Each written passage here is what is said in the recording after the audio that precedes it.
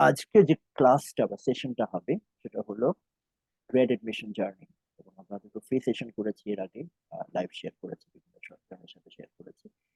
সেটার আদলেই হচ্ছে আজকে আমরা গ্রেড এডমিশন জার্নি বলতে একেবারে জিআরই প্রিপারেশনের শুরু থেকে শেষ পর্যন্ত, আহ অর্থাৎ অ্যাপ্লিকেশন করা থেকে ইউএসএ পৌঁছানো পর্যন্ত, মোটামুটি আমরা এর আগ পর্যন্ত বা ওখানে পৌঁছানো পর্যন্ত কি কি অ্যাক্টিভিটিস থাকে তার একটা সিকোয়েন্স আমরা দেখবো। That's that's begin. তো this is the time line basically, যে আসলে কিভাবে আমরা শুরু করি। যেমন এক বছরের এখানে বছর চেঞ্জ হবে, অর্থাৎ দিস ইজ সে আমি আগামী বছর ফল সেশন ধরতে চাই। তা আগামী বছর ফল সেশন যদি আমি ধরতে চাই, তাহলে এই বছরের অগাস্ট, সেপ্টেম্বর, নভেম্বর না এর মধ্যে maximum, this is like a range, like যত আগে করবেন তত ভালো। এখন জিআরই আইএলটিএস পরীক্ষাগুলো আপনাকে শুরুতে দিয়ে দিতে হবে। Let's look at like and line, যেটা দেখেন যে সেপ্টেম্বর মাসে ক্লাস স্টার্ট হচ্ছে, একেবারে ডান দিকে যে টাইমলাইনের শেষে যে ক্লাস স্টার্ট, মানে আপনার সেপ্টেম্বরে অর্থাৎ ফল সেশনে আপনার ক্লাস শুরু হচ্ছে। এরপর আমরা পেছনে আস্তে আস্তে আসছি, ক্লাস শুরুর আগে আপনার কি হবে আর শুরুতে আপনার প্রিপারেশনের শুরুতে আপনি কি করবেন।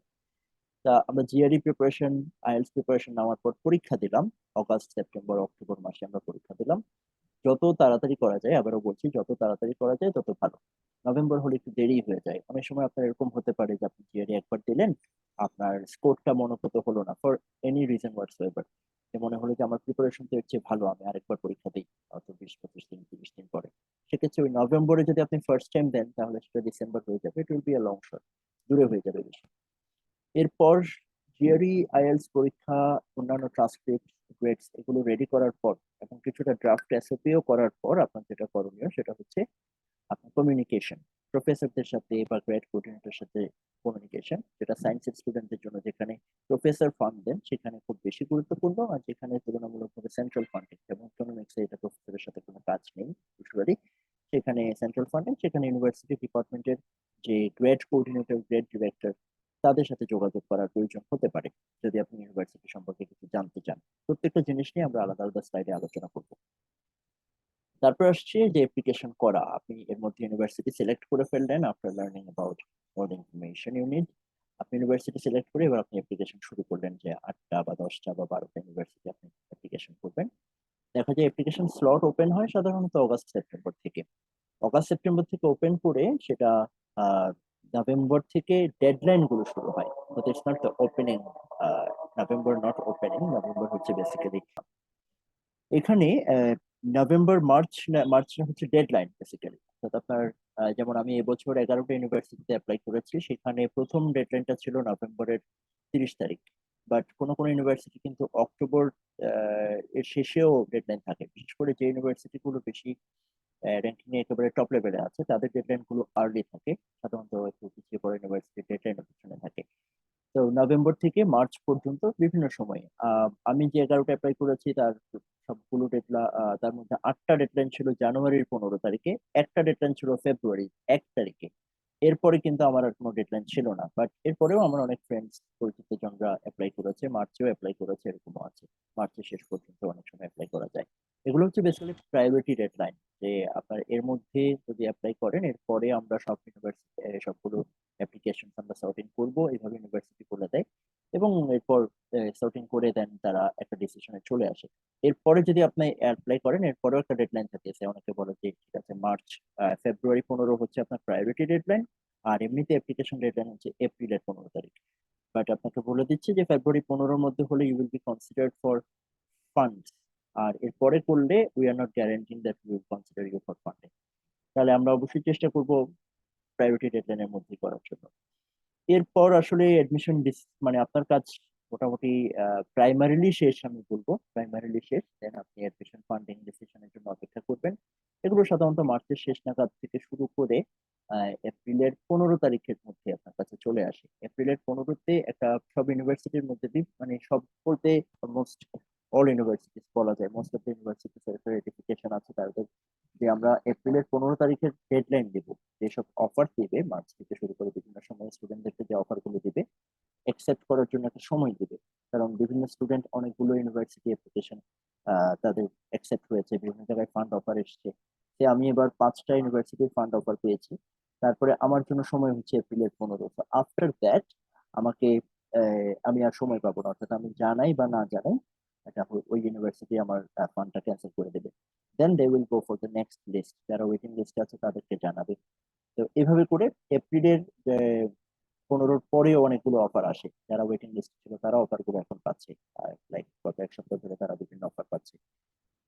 এরপর আপনি এর মাঝখানে অনেকগুলো অ্যাক্টিভিটিস আছে, অর্থাৎ ইউনিভার্সিটি আপনি যেটা অ্যাকসেপ্ট করলেন তার সাথে যোগাযোগ, তার I-20 নেওয়া, ভিসা অ্যাপ্লিকেশন ইত্যাদি ইত্যাদি, যেগুলো নিয়ে আমরা সাবসিকুয়েন্ট স্লাইডগুলোতে আলোচনা করব। আর ফ্লাই করতে হয় মূলত অগাস্ট মাসের দিকে। অগাস্ট মাসে যেটা অগাস্ট মাসের শুরুর দিকেই বলতে গেলে, এবং কোনো কোনো ইউনিভার্সিটি আরো আগিয়ে নিয়ে আসে, জুলাইয়ের লাস্ট উইকে শুরু করে দেখবো তারা এক ধরনের ওরিয়েন্টেশন গুলো শুরু করে। যেমন ইউনিভার্সিটির পক্ষ থেকে কিছু ওরিয়েন্টেশন থাকে, জেন্ডার ডিসক্রিমিনেশন ইস্যুতে ট্রেনিং থাকে, সেফটি ইস্যুতে ট্রেনিং থাকে, আপনি কিভাবে বিহেভ করবেন, কিভাবে ক্লাস নেবেন সেগুলোর উপরে ট্রেনিং থাকে, গ্রেডিং এর উপর ট্রেনিং থাকে। ইভেন ইউনিভার্সিটি এবং বিশেষ করে ইন্টারন্যাশনাল স্টুডেন্ট সাপোর্ট অফিস, ইউনিভার্সিটির যে অফিস, সেখান থেকে আপনাকে আশেপাশে কোথায় শপিং করবেন, ওয়ালমার্টেও ঘুরিয়ে আনার ট্রেনিং থাকে। কোথায় যাবেন, কোথায় থাকবেন, সবকিছুর উপরে বিভিন্ন ওরিয়েন্টেশন প্রোগ্রাম থাকে। কিছু ওরা অনলাইনে আগে করতে থাকে, আর কিছু ওখানে গিয়ে করে। আর যেসব প্রোগ্রাম, যেমন ধরেন ইকোনমিক্সে অলমোস্ট অল প্রোগ্রামে এক ধরনের math brush up skills course থাকে, যে আপনি যে ম্যাথ গুলো অবশ্যই প্রয়োজনীয় হবে সেগুলো অগস্ট মাসের সেকেন্ড উইক থেকে শুরু করে বা থার্ড উইক থেকে শুরু করে 2 সপ্তাহ যদি একটা ক্লাস হবে। এই ক্লাসগুলো কিন্তু ওরা ম্যান্ডেটরি বলে দেয়। আর যেটা অবশ্যই ম্যান্ডেটরি সেটা হচ্ছে আপনাকে যে অফার লেটার পাঠাবে, ফান্ডিং লেটার পাঠাবে এবং পরবর্তীতে আইটেমটি দেবে, সেখানে উল্লেখ করে দেবে যে আপনি কত তারিখে আপনাকে অবশ্যই রিপোর্ট করতে হবে। তো দিস ইজ এন অ্যাপয়েন্টমেন্ট, আপনাকে তো চাকরি দিল, সেই চাকরির জন্য যেমন আমাকে আমার অ্যাপয়েন্টমেন্ট ডেট হচ্ছে 23 অগস্ট, আমাকে অবশ্যই ইউকনে রিপোর্ট করতে হবে। তার আগে 19 অগস্টে একটা ওরিয়েন্টেশন আছে। তারও আগে বিভিন্ন ধরনের প্রোগ্রাম আছে। আমি চেষ্টা করছি 9 আগস্টে, যদি যদি ভিসা হয়, I am trying for to get a visa schedule, এখনো হয়নি। গতকাল থেকে ট্রাই করছি, গত 2 দিন ধরে। দেন সেপ্টেম্বর বা অগস্টের লাস্ট উইকে, সাধারণত 27-28 থেকে দিকের দিকে অথবা সেপ্টেম্বরের 2-3 তারিখের দিকে ক্লাস শুরু হয়ে যায়। This is the basically time line, যে আমরা কোথেকে শুরু করছি এবং সেখান থেকে শুরু করে শেষ পর্যন্ত কতটুকু আমরা ওখানে পৌঁছানো পর্যন্ত। লেটস মুভ অন, যে আমরা এখন প্রোফাইলটা দেখি যে আমাদের কি কি প্রয়োজন হয়, অর্থাৎ অ্যাপ্লিক্যান্ট প্রোফাইল। একটা ইউনিভার্সিটি যখন ফান্ডিং দিবে তখন আসলে কি কি দেখবে, অ্যাপ্লিকেন্টের প্রোফাইল কিরকম দরকার, কি কি বিষয় আমরা একসাথে রাখবো। অনেকে এটা কমনলি প্রশ্ন করেন যে ভাইয়া, জিআরই স্কোর যদি ভালো হয় তাহলে অবশ্যই ফান্ডিং পাওয়া যাবে কিনা। Well, there is no guarantee. আপনার প্রোফাইল ইউনিভার্সিটির সামনে বা প্রফেসরদের সামনে পুরো জিনিসটা হচ্ছে টোটাল আপনার প্রোফাইল। সেখানে প্রতিটা পিস ইম্পর্টেন্ট। কোন পিসটাকে ইউনিভার্সিটি কত বেশি গুরুত্ব দিবে, ইটস আপ টু হিম। কোনটা আসলে বেশি ভালো লাগবে তাদের, কোনটা নিয়ে ডিসিশন নিবে, সবকিছুই আসলে ভ্যারি করে, ইউনিভার্সিটি ওয়াইজ ভ্যারি করে, আপনার প্রোফাইলে কোন অংশ কেমন সেটার উপর ভ্যারি করে। প্রথমে আমরা শুরু থেকে যদি বলি, যে প্রথমে হচ্ছে আন্ডারগ্রেড বা গ্রেড, যে কোর্সেস আপনি করলেন সেটা সিজিপিএ, আপনি কোন সাবজেক্টে পড়াশোনা করেছেন সেই সাবজেক্টের প্রিরিকুইজিট কোর্সেস গুলো এখন কোথায় যেতে চান তার সাথে ম্যাচ করে কিনা, এবং আপনার সিজিপিএ কত ভালো। অবশ্যই ভালো সিজিপিএ এর গুরুত্ব আছে। ওরা সাধারণত বলে যে ইউনিভার্সিটি গুলোতে থাকে যে মিনিমাম গ্রেড লাগবে 3 বা 3.2, এরকম কিছু, not more than that. But ভালো সিজিপিএ যদি আপনার থাকে, if you have a star CGPA like 3.8, 3.7 and above, or 3 point like 9, or a 4 out of 4 CGPA, then it attracts professors যে না, you are the perfect student. তো এরপরে যেটা আসছে সেটা হলো রিসার্চ এক্সপেরিয়েন্স, দেন পাবলিকেশন। যদি আপনার পাবলিশড পেপার থাকে এবং রিসার্চ এক্সপেরিয়েন্স যদি থাকে, এক্সপেরিয়েন্স সেটা যদি পাবলিশড এর মধ্যে নাও হয়ে থাকে, কোথাও সাবমিট করেছেন কিংবা সাবমিট করেননি, কাজ করছেন, এই বিষয়গুলোকে তুলে ধরা। একটা রাইটিং স্যাম্পল যদি আপনার থাকে, সেটা হতে পারে আন্ডারগ্রেডের যে থিসিস, সেটা হতে পারে ছোট একটা অন্য কোনো ধরনের রাইটিং, যেটা ঠিক লাইক পত্রিকা ফিচার না, এটা হচ্ছে সাইন্টিফিক রাইটিং। অবশ্যই আপনি যে টপিকে যাবেন সেই টপিকের সাথে রিলেটেড কোন একটা রাইটিং, এরকম কিছু যদি থাকে তাহলে সেটা সাবমিট করা, এবং ওই রিসার্চ এক্সপেরিয়েন্সের সাথে যদি এটাকে লিঙ্ক করা, যে আমি এইভাবে এক্সপেরিয়েন্সটা পেয়েছি। রিসার্চ এক্সপেরিয়েন্সের মধ্যে আপনার কিন্তু আম, আপনি যে ল্যাবে কাজ করেছেন সেই ল্যাবে বিশেষ কোনো সফটওয়্যার ব্যবহার করেছেন কিনা, এগুলো সবগুলোই রিলেটেড। আপনি কোন ধরনের মেশিনারি নিয়ে কাজ করেছেন, আপনি যদি ইকোনমিক্সে কাজ করেন আপনি কি ধরনের ডাটা কালেকশনে কাজ করেছেন, কি ধরনের অ্যানালাইসিস করেছেন, সবকিছু রিলেটেড। যদি সেটা পাবলিশড ম্যাটেরিয়াল হয় তাহলে অবশ্যই খেয়াল রাখতে হবে যাতে লাইক প্রিডেটরি কোনো জার্নাল যাতে না হয়, সেটা অনেক সময় আমাদের এখানে দুর্ভাগ্যবশত বাংলাদেশে অনেক ক্ষেত্রে দেখা যায় জাস্ট প্রোফাইল ভারী করার জন্য হয়তো যে কোনো জায়গায় আমরা পাবলিশ হয়তো করতে দেখা যায় অনেকে। কিন্তু পিয়ার রিভিউড ইন্ডেক্সড জার্নাল যদি হয় এবং সেটা ইউএসএ বেশি সমাদৃত হয় যদি আপনি কোয়ান্ট ফোকাসড কোন একটা কাজ করেন, যেখানে ম্যাথমেটিক্যাল মডেলিং আপনি ব্যবহার করেছেন, ইকোনোমেট্রিক্সের ফরম্যাট বা মডেলিং আপনি ব্যবহার করেছেন, তাহলে বেশি সমাদৃত হয়। দেন অবশ্যই আমাদের রেগুলার যে কাজগুলো, জিআরই স্কোর, আইএলটিএস এবং টোফেল স্কোর, এগুলোর জন্য সাধারণত কাট অফ থাকে, জিআরই স্কোরের একটা প্রয়োজন থাকে। আমরা এটা নিয়েও পরে সেকশনে আবার আরো একটু বিস্তারিত যাব। দেন এসওপি, অর্থাৎ আমি নিজে যেটা লিখছি, আমার স্টেটমেন্ট অফ পারপাস, আমি কেন করতে চাই, কি করতে চাই ইত্যাদি। এলওআর, অর্থাৎ আমার লেটার অফ রিকমেন্ডেশন, অর্থাৎ আমি প্রফেসরদের কাছ থেকে যেটা নিব সেটা, আমি প্রফেসরদের কাছ থেকে যে প্রফেসররা বলবে যে হ্যাঁ ও ভালো কাজ করেছে বা ইত্যাদি, এটা হচ্ছে এলওআর। এই সবকিছু মিলে আমার প্রোফাইল, এই সবকিছুতে এবং সিভিতে তার একটা টোটাল টোটাল একটা সেট আপ, একটা কি বলা যায় রিফ্লেকশন রাখা। তো এখন আমি একটা একটা করে ট্রান্সক্রিপ্ট থেকে শুরু করে আপনার writing, GRE score, IELTS, SOP, LOR, CV ইত্যাদি বিষয় নিয়ে একটু একটু করে আলাপ করবো। আপনার কোশ্চেন গুলো চ্যাটে দিতে পারেন অথবা নোট ডাউন করতে পারেন। আর উইল টেক কোশ্চেন লেটার, তাহলে ভালো হয়, ফ্লোটা ভালো থাকবে। ওকে, তো দেন ট্রান্সক্রিপ্টস, এবার আসি সিজিপিএ সম্পর্কে। ট্রান্সক্রিপ্টে আসলে কি কি রাখতে হবে? যারা আগে পড়াশোনা করে ফেলেছি, তাদের আসলে এই জায়গায় আর তেমন কোনো হাত দেওয়ার সুযোগ নেই, আবার একেবারে নেই বললেও ভুল হবে, কিছুটা আছেও। যারা এখনো স্টুডেন্ট পর্যায়ে আছেন তাদের জন্য বিশেষ করে, তারা কিভাবে চিন্তা করবেন? প্রথমত হচ্ছে CGPA, it's just great number, যে আপনি নাম্বারটা আরেকটু হায়ার কিভাবে করা যায়, আরেকটু ভালো কিভাবে করা যায়, সেই চেষ্টাটা করা। দ্বিতীয়ত হচ্ছে প্রিরিকুইজিট কোর্সেস। আমি ইকোনমিক্স পড়তে চাই, ইকোনমিক্সে বলছি আপনার ইন্টারমিডিয়েট ইকোনমিক্স আছে কিনা, intermediate micro, intermediate macro, econometrics আছে কিনা, কিংবা হচ্ছে ম্যাথমেটিক্সে আপনি কি কি কোর্স করেছেন, সে আমার কাছ থেকে ক্যালকুলাস চাইছে, ডিফারেন্সিয়াল ইকুয়েশন চাইছে, এরকম প্রত্যেকে যে যেখানে পড়তে চান তাদের কিন্তু একটা প্রিরিকুইজিট কোর্সেস থাকে। ইউএসএ এর ফ্রিডমের একটা অংশ এখানে দেখা যায় যে ইউনিভার্সিটি গুলো বলে বলে না যে আপনি ইংলিশ পড়তে আসবেন, ইংলিশ লিটারেচার বা ইংলিশ ট্রেনিং আপনি পড়তে আসবেন, ইএলটি পড়তে আসবেন, আপনাকে ইএলটি মাস্টার্স করে আসতে হবে, এরকম তারা বলে না। ওরা বলে যে আপনার এই কোর্সেস লাগবে। আপনি বায়োলজিক্যাল কোন একটা অংশে রিসার্চ করতে চান, পিএইচডি করতে যেতে চান, ওরা বলবে না যে আপনাকে এই সাবজেক্টে মাস্টার্স লাগবে, ওরা বলবে আপনার এই কোর্সেস গুলো আপনি করেছেন কিনা তার ট্রান্সক্রিপ্টে তার রিফ্লেকশন লাগবে। এখন যেটা বলছিলাম যে এই যে ম্যাথ প্রিপারেশনের অংশ বা এরকম কিছু জিনিস যেটা আমরা আগে হয়তো করে আসিনি, আমার আন্ডারগ্রেডে হয়তো ছিল না, কিন্তু আমার হাতে সুযোগ আছে কিনা তার কিছু অংশ এখানে করে নেওয়ার। যেমন আমার ক্ষেত্রে আমি চেষ্টা করেছি, আমি আহ, বাংলাদেশে ঢাকায় যে Ahsanullah institute of science and technology আছে, আহসানুল্লাহ ইউনিভার্সিটি, আহসানুল্লাহ ইউনিভার্সিটিতে ওখানে একটা ম্যাথমেটিক্স মাস্টার্স প্রোগ্রাম আছে। তার অংশ, তার সেখানে তারা non math background, even non science background কেও অ্যালাউ করে ম্যাথমেটিক্স এর কিছু কোর্স নেওয়ার, এবং ওরা জানে যে আমাদের অবজেক্টিভটাই হচ্ছে আমরা পিএইচডি তে এনরোল করতে চাই, এবং সেটার জন্য আমাদের এই কোর্সেস গুলো প্রয়োজন। কিছু কোর্সেস আমাদের প্রয়োজন, যেমন advanced calculus, differential equations, real analysis, এরকম কিছু কোর্স বা লিনিয়ার অ্যালজেব্রা, এরকম কিছু কিছু কোর্স আমাদের প্রয়োজন। সেই কোর্সগুলো তারা করার সুযোগ দেয় এবং তারা একটা গ্রেড শিট প্রোভাইড করে। তো এইভাবে করে আমি চেষ্টা করেছি আমার ম্যাথ প্রিপারেশনটাকে কভার করে নেওয়ার জন্য, দেখানোর জন্য আমার সিভিতে যাতে সেটা ইনক্লুড করা যায় এবং আমার ট্রান্সক্রিপ্টে যাতে সেটা ইনক্লুড করা যায়। আপনাদেরও যার যেটা টার্গেট, সেই প্রি রিকুইজিট কোর্সেস গুলো দেখে আপনার চেষ্টা করতে পারেন, খুঁজে নিতে পারেন যে কেউ কোনো নন ক্রেডিট কোর্স অফার করছে কিনা, কোনো একটা ইউনিভার্সিটি আপনার আশেপাশে, আপনি যেখানে কাজ করেন তার কাছাকাছি ইউনিভার্সিটি সেটা তার কোনো কোর্সেস অফার করছে কিনা, হয়তো আপনি একটা দুইটা কোর্স তাদেরকে কনভিন্স করে নিতে পারেন কিনা, তারা সেটার জন্য ট্রান্সক্রিপ্ট আপনাকে দিবে কিনা। দেন একটা টপিক খুব কমন, যখন আমরা অ্যাপ্লাই করি তখন দেখে থাকি যে অফিসিয়াল ট্রান্সক্রিপ্ট। তো অফিসিয়াল ট্রান্সক্রিপ্ট বলতে কি বোঝায়? অফিসিয়াল ট্রান্সক্রিপ্ট বলতে বোঝায় যেটা প্রথমত নট আ কপি, আপনি স্ক্যান করে যেটা দিচ্ছেন সেটা আনঅফিসিয়াল। দ্বিতীয়ত, এটা has a requirement of like সেন্ডারটা কে, সেটার একটা ব্যাপার আছে। অর্থাৎ অফিসিয়াল ট্রান্সক্রিপ্ট যদি হয় তাহলে সেটা আপনার স্ট্যান্ডার্ডটা সাধারণত হতে হবে ইউনিভার্সিটি। আপনি যে ইউনিভার্সিটির ট্রান্সক্রিপ্ট পাঠাবেন সেই ইউনিভার্সিটির ট্রান্সক্রিপ্ট সেই ইউনিভার্সিটি রেজিস্ট্রার অফিস থেকে সরাসরি সেন্ডিংটা করতে হবে। যেমন চট্টগ্রাম বিশ্ববিদ্যালয়ে আমাদের ক্ষেত্রে যেটা করে, ওরা ওই রেজিস্ট্রার অফিস থেকে ওরা খামে করে সেট করে দিয়ে দেয়, এবং এটার আউটওয়ার্ড নাম্বার, অর্থাৎ এটা যে এটা ওরা সেন্ডিং করছে তার একটা চিঠির নাম্বার সহ দিয়ে দেয়। পরে অবশ্য ওটা খাম সহ স্টুডেন্টের হাতে দিয়ে দেয়, স্টুডেন্ট সেটাকে পরে কুরিয়ারে পাঠায়, ডিএচএল এ পাঠায়। বাট দেখানো হয় যে ডিএচএল এ যখন আপনি যাবেন তখন ডিএচএল কিন্তু জিজ্ঞেস করে যে আপনি এটা কে পাঠাচ্ছে, আপনি পাঠাচ্ছেন না ইউনিভার্সিটি পাঠাচ্ছে। তখন আপনাকে বলতে হবে যে ইউনিভার্সিটি রিকোয়ারমেন্ট অনুযায়ী যে এটা ইউনিভার্সিটি পাঠাচ্ছে। আমি অবশ্যই যে ইউনিভার্সিটিতে যাওয়ার চেষ্টা করছি, এই ইউনিভার্সিটি অফ কানেক্টিকাট, সেখানে ওরা বলে দিয়েছে যে অফিসিয়াল ট্রান্সক্রিপ্ট লাগবে টু কনফার্ম ইউর মেট্রিকুলেশন। যে আমার এডমিশন হয়েছে, অফার করেছে ফান্ডিং, এরপরে বললো যে আপনার এডমিশনটাকে কনফার্ম করার জন্য আপনার অফিসিয়াল ট্রান্সক্রিপ্ট গুলো পাঠাতে হবে।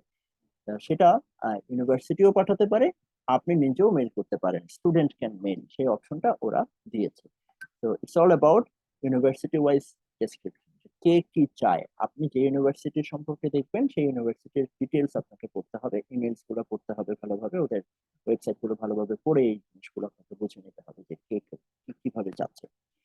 দেন ইসিএ, যেটা হচ্ছে আপনার এক্সটার্নাল বা এডুকেশন ক্রিডেন্সিয়াল অ্যাসেসমেন্ট, অর্থাৎ আমাদের যে সার্টিফিকেট গুলো যেগুলোকে ইন্টারন্যাশনাল ইউনিভার্সিটি ইন্টারন্যাশনাল সার্টিফিকেট তারা বলে, অর্থাৎ তারা ইউএস বা কানাডা তারা হচ্ছে নিজেদের সার্টিফিকেট, এবং বাদ বাকি সবাই হচ্ছে ইন্টারন্যাশনাল ইনস্টিটিউশন থেকে পড়ে আসা, আমরা সবাই ইন্টারন্যাশনাল ইনস্টিটিউশন থেকে পড়ে আসা। আমাদের কিছু কিছু ইউনিভার্সিটি এটা চাইতে পারে যে আপনার একটা এডুকেশনাল অ্যাসেসমেন্ট লাগবে, আপনি যে ট্রান্সক্রিপ্ট আপনার ইউনিভার্সিটি থেকে দিচ্ছেন সেটা না, আমি একটা বাইরের একটা ফিনান্সিয়াল অ্যাসেসমেন্ট আমার লাগবে। সেরকম কিছু কোম্পানি আছে বাংলাদেশে, বেশি জনপ্রিয় হচ্ছে ওয়েস, ডাব্লিউএস, এবং এটার কারণে আমরা দেখা যায় ইসিএ করা না বলে আমরা সাধারণত বলি যে ওয়েস করা, এটাই বলি। এছাড়া আইকাস আছে, আরো ইনস্টিটিউশন আছে, this R not only institution. এবং এখানে কিন্তু অনেক সময় গ্রেড ভ্যারিও করে, দেখা যায় যে আপনি বাংলাদেশে যে গ্রেড পাচ্ছেন তারা আপনার নাম্বার শিট গুলো নিবে, মার্কশিট গুলো নিয়ে তারা কিন্তু রিঅ্যাসেস করবে, আপনার গ্রেড দেখা যাবে কিছুটা বাড়তে পারে বা কমতে পারে। এবং আপনার যে ডিগ্রিটা সেটাকে আসলে সে কি হিসেবে ট্রিট করছে, সে কি এটাকে অনার্স হিসেবে ট্রিট করছে নাকি মাস্টার্স হিসেবে ট্রিট করছে, এই ব্যাপারটাও কিন্তু মাঝে মাঝে ভ্যারি করে। সেগুলো একটু দেখে নিয়ে দেন সিলেক্ট করতে হবে যে ওএসকো বা আইটাস আমরা করবো কিনা, কোনটা করবো।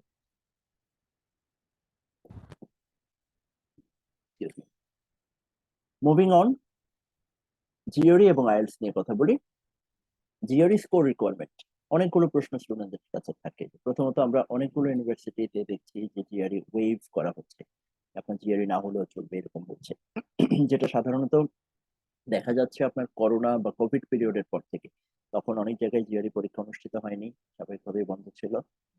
তখন তারপরে অনেক একেবারে টপ ইউনিভার্সিটি তাদের একটা এক্সপেরিয়েন্স হয়েছে যে জিআরই ছাড়া যারা আসছে, যার যে অন্যান্য ডকুমেন্ট নিয়ে আমরা যে অ্যাসেসমেন্ট করেছি সেটা তো ভালোই হয়েছে, সেটা খারাপ হয়নি, তাদের এক্সপিরিয়েন্সটা ভালো। তো সে তখন তারা বলছে জিআরই আর দরকার নেই। তাও এরকম ওয়েভার আছে অনেকগুলোতে। কেউ কেউ বলবে যে GRE is preferred for admission, কেউ বলবে GRE is not required for admission but required for funding, কেউ বলবে যে GRE is required for admission. এবং সেখানে স্কোরের রেঞ্জ দিয়ে দিবে অনেকে, টোটাল স্কোর দিয়ে সাধারণত কেউ দেয় না, সাধারণত কোয়ান্ট ভার্বাল এভাবে সেপারেট করে দেয়। যে এবং কোয়ান্ট কোথায় বেশি লাগে, ভার্বাল কোথায় বেশি লাগে, এটাও কিন্তু ডিপেন্ড করে আসলে আপনার ব্যাকগ্রাউন্ড এবং আপনি যেখানে যেতে চান তার উপরে। যেমন ইকোনমিক্সে সাধারণত কোয়ান্ট ফোকাসড, আপনি যে 90% স্কোর পেতে পারেন, অথবা লিস্ট 164-5 রেঞ্জে যদি কোয়ান্ট স্কোর পান তাহলে আপনার জন্য ভালো। ভার্বালে তেমন একটা ফোকাস নেই, সেটাও আবার ইউনিভার্সিটি ওয়াইজ ভ্যারি করে। আমি এমনও দেখেছি কোন একটা ইউনিভার্সিটিতে যে কোয়ান্টে 155 চেয়েছে, ভার্বালে 154 বা 156 চেয়েছে, ইকোনমিক্স ডিপার্টমেন্টে। তো it depends a lot on the university, যে ইকোনমিক্স হওয়া সত্ত্বেও তার ভার্বাল রিকোয়ারমেন্ট বেশি, এটা অস্বাভাবিক যদিও, কিন্তু চেয়ে থাকে। ওকে, এই বিষয়গুলোতে এখন আমাদের করণীয় কি? করণীয় হচ্ছে আমাদেরকে ভালোভাবে দেখা প্রথমে যে ওয়েইভার দিচ্ছে, কিন্তু ওয়েইভারের পাশাপাশি সে কি কোনো এরকম কোনো ইন্টিমেশন দিয়েছে কিনা যেটাতে মনে হয় যে ওকে ওয়েভড, বাট সে এটা এখানে এটাকে কনসিডার করবে, জিআরই সহ যদি কেউ অ্যাপ্লাই করে তার প্রোফাইলে জিআরই এটা ভ্যালুয়েট করবে। এই বিষয়টা আমাকে বুঝতে হবে প্রথমে, সেটা আমরা ওখানকার স্টুডেন্টদের সাথে কথা বলে বা গ্রেড কোঅর্ডিনেটরের সাথে কথা বলে আমরা চেষ্টা করবো, জানার চেষ্টা করবো। কিছু ইউনিভার্সিটি একেবারে নেয় না, যেমন আমি এবার একটা ইউনিভার্সিটিতে অ্যাপ্লাই করেছিলাম, যেটা আমার লিস্টের শেষ দিকে ছিল, কানাডার ইউনিভার্সিটি অফ অটোয়া। অটোয়াতে আমি এটা প্রথমে খেয়াল করিনি, আমার ভুল ছিল যে জিআরই তারা নিচ্ছে না। আমি প্রথমে ধরে নিয়েছিলাম যে ওকে জিআরই রিকোয়ারমেন্ট নাই, but they will consider GRE as part of my profile. কিন্তু যখন আমি জিআরই আপলোড করতে পারলাম না, যে তার অ্যাপ্লিকেশন পোর্টালে কোথাও জিআরই আপলোড করার সুযোগ নাই, তখন আমি ইমেল করলাম রেড কোঅর্ডিনেটরকে, তিনি জানালেন যে জিআরই আমরা চাই না, এবং তিনি দিলেও আমরা এটা নেবো না, আমরা এটা কনসিডার করবো না, তোমার জিআরই আমার কোনো কাজে আসবে না। I was disheartened, but okay that's the case, এরকম কেস থাকে যারা জিআরই নেবে না। আর বেশিরভাগ হচ্ছে এখনো যে প্রেফার্ড স্টাইলে, যে থিওরি নেব এবং প্রেফার্ড, এবং সাবজেক্ট ওয়াইজ ভ্যারি করে যদিও। যেমন ম্যাথমেটিক্যাল কোয়ান্টিটেটিভ যত কাজ আছে, স্টেম প্রোগ্রাম যত আছে, সবগুলোতে মোটামুটি থিওরি রিকোয়ারমেন্ট থাকে। আর যেসব ইউনিভার্সিটি ওয়েভার দিয়েছে, আপনাকে একটু খেয়াল করতে হবে যে তাদের কিন্তু ভিন্ন ধারার বা ভিন্ন মাত্রার কোনো রিকোয়ারমেন্ট আছে কিনা। ইউজুয়ালি দেখবেন যে একেবারে top universities, top rank universities theory waiver দিয়েছে, এবং তারা হয়তো আপনার একটা রাইটিং স্যাম্পলের উপর অনেক বেশি গুরুত্ব দিচ্ছে, তারা হয়তো পাবলিকেশনের উপর অনেক বেশি গুরুত্ব দিচ্ছে।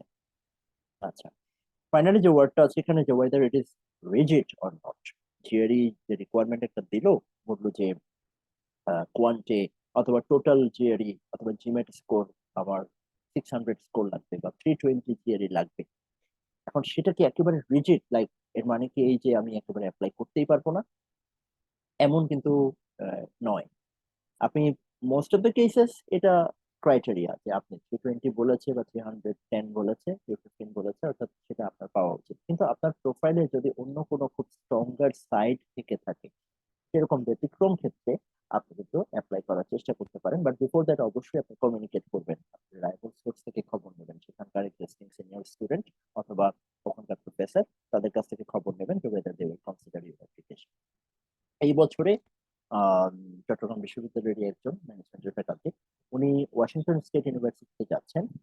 ওনার ওয়াশিংটন স্টেট ইউনিভার্সিটিতে ম্যানেজমেন্টে পিএইচডির জন্য জিমেট রিকোয়ারমেন্ট ছিল 600 প্লাস, যেটা জিআরই 320 এর মতো।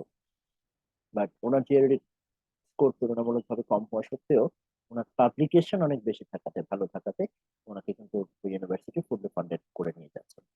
তো নট রিজিড, বাট আপনাকে জানতে হবে যে আসলে কি অবস্থা, আমার অন্য কোনো প্রোফাইলের অন্য দিক দিয়ে এটাতে কাভার করা যায় কিনা। But usually it gives a good signal, যেটা নিয়ে আমরা চিন্তা করতে পারি ইউনিভার্সিটি সিলেকশনে। আইএলটিএস স্কোর রিকোয়ারমেন্ট, এখানেও একটু টাচ আছে। সেটা সেটা হচ্ছে যে অ্যাডমিশনের জন্য আইএলটিএস স্কোর কত লাগবে, সেটা যেমন আপনি দেখবেন, পাশাপাশি একটু ঘেটে ঘুটে দেখবেন যে আপনাকে যখন টিচিং অ্যাসিস্ট্যান্টশিপ দিবে, যে টিচিং অ্যাসিস্ট্যান্টশিপের জন্য তাদের আবার ফার্দার কোনো রিকোয়ারমেন্ট আছে কিনা। সাধারণত দেখা যায় যে অ্যাডমিশনের জন্য আপনার কাছ থেকে, যেমন আমি যতগুলো অ্যাপ্লাই করেছি, মোস্ট অফ দ্য কেসেস ছিল লাইক 9 আউট অফ 11 তাদের ছিল 7 ফর অ্যাডমিশন। কিন্তু ভেতরে প্রায় কয়েকটা ইউনিভার্সিটি, যেমন university of Connecticut, university of Missouri, আরো এরকম ইউনিভার্সিটিতে ভেতরে যখন আমি যাচ্ছি, যে টিচিং অ্যাসিস্ট্যান্টশিপ, তারা বিভিন্ন রকমের টিচিং অ্যাসিস্ট্যান্টশিপ রেখেছে, তার মধ্যে ওখানে কিন্তু স্পিকিং এর স্কোর বাড়িয়ে দিয়েছে। টিচিং অ্যাসিস্ট্যান্ট হওয়ার জন্য আপনার স্পিকিং এ 8 লাগবে বা এরকম স্কোর লাগবে, এভাবে করে বাড়িয়ে দিয়েছে। বিশেষ করে সেকেন্ড ইয়ার বা থার্ড ইয়ারে যখন আপনি ফুল কোন একটা, যেসব ইউনিভার্সিটি আপনাকে ফুল কোর্স ইন্ডিপেন্ডেন্টলি নেওয়ার সুযোগ দিবে, কমই এরকম যেসব ইউনিভার্সিটি দিবে, সেখানে আপনার টি এর স্পিকিং স্কোরটা আরো বেশি গুরুত্বপূর্ণ হয়। এইভাবে ঘেটে দেখতে হবে ইউনিভার্সিটিটাকে, যে অ্যাডমিশন কেমন, অ্যাডমিশনের জন্য কত, টি এর জন্য কত, আরো কোনো বিষয় আছে কিনা। ওয়েভারের অনেক অপশন থাকে, যেমন আমার একটা ফরেন মাস্টার্স আছে, তো ওরাদের মানে বিভিন্ন ইউনিভার্সিটি আমাকে ওয়েভার দিয়ে দিয়েছিল। সেটা হচ্ছে ওরা ক্রাইটেরিয়া থাকে, তার মধ্যে ওয়ান অফ দ্য ক্রাইটেরিয়া হচ্ছে আপনাকে বলে দিল যে আপনি যদি 1 বছর বা 2 বছরের একটা মাস্টার্স এখানে করেন, আপনি যদি 2 বছর ধরে ইউএসএ তে আছেন বা ইংলিশ স্পিকিং কান্ট্রিতে আছেন, এরকম হয়, তাহলে আপনাকে ওয়েভার দেওয়া হবে। You can take the waiver, but if your IELTS score is high, then you want to show it. আপনি চান যে না, ওয়েভার আমাকে দিয়েছেন, ভালো কথা, ধন্যবাদ, কিন্তু আমি চাই যে আমার আইএলটিএস স্কোরটা, আমার আইএলটিএস স্কোরটা এখানে থাকুক, কারণ এটা আমার একটা স্ট্রং পয়েন্ট বলে আমি মনে করি। ওকে, দেন কেউ কেউ ওয়েভারটা দিয়ে থাকে মিডিয়াম অফ ইনস্ট্রাকশনের উপরে, ইউনিভার্সিটি থেকে একটা মিডিয়াম অফ ইনস্ট্রাকশন সার্টিফিকেট নিতে হয়। এটাও ওই ট্রান্সক্রিপ্ট যেখানে পাওয়া যায় বিভিন্ন ইউনিভার্সিটির, যার যার ইউনিভার্সিটির যেখানে ট্রান্সক্রিপ্ট পাওয়া যায় রেজিস্টার ভবনগুলোতে, সেখানে গিয়ে একটা মিডিয়াম অফ ইনস্ট্রাকশন ইংলিশ নিয়ে নিতে হয়। এমনিতে ট্রান্সক্রিপ্টেও কিন্তু মিডিয়াম অফ ইনস্ট্রাকশন ইংলিশ লেখা থাকে, তার সেটা সাধারণত এনাফ হয় না, আলাদা করে একটা সার্টিফিকেট নিয়ে নিতে হয়। Moving on to SOP, statement of purpose. এখানে আমরা কি কি লিখবো?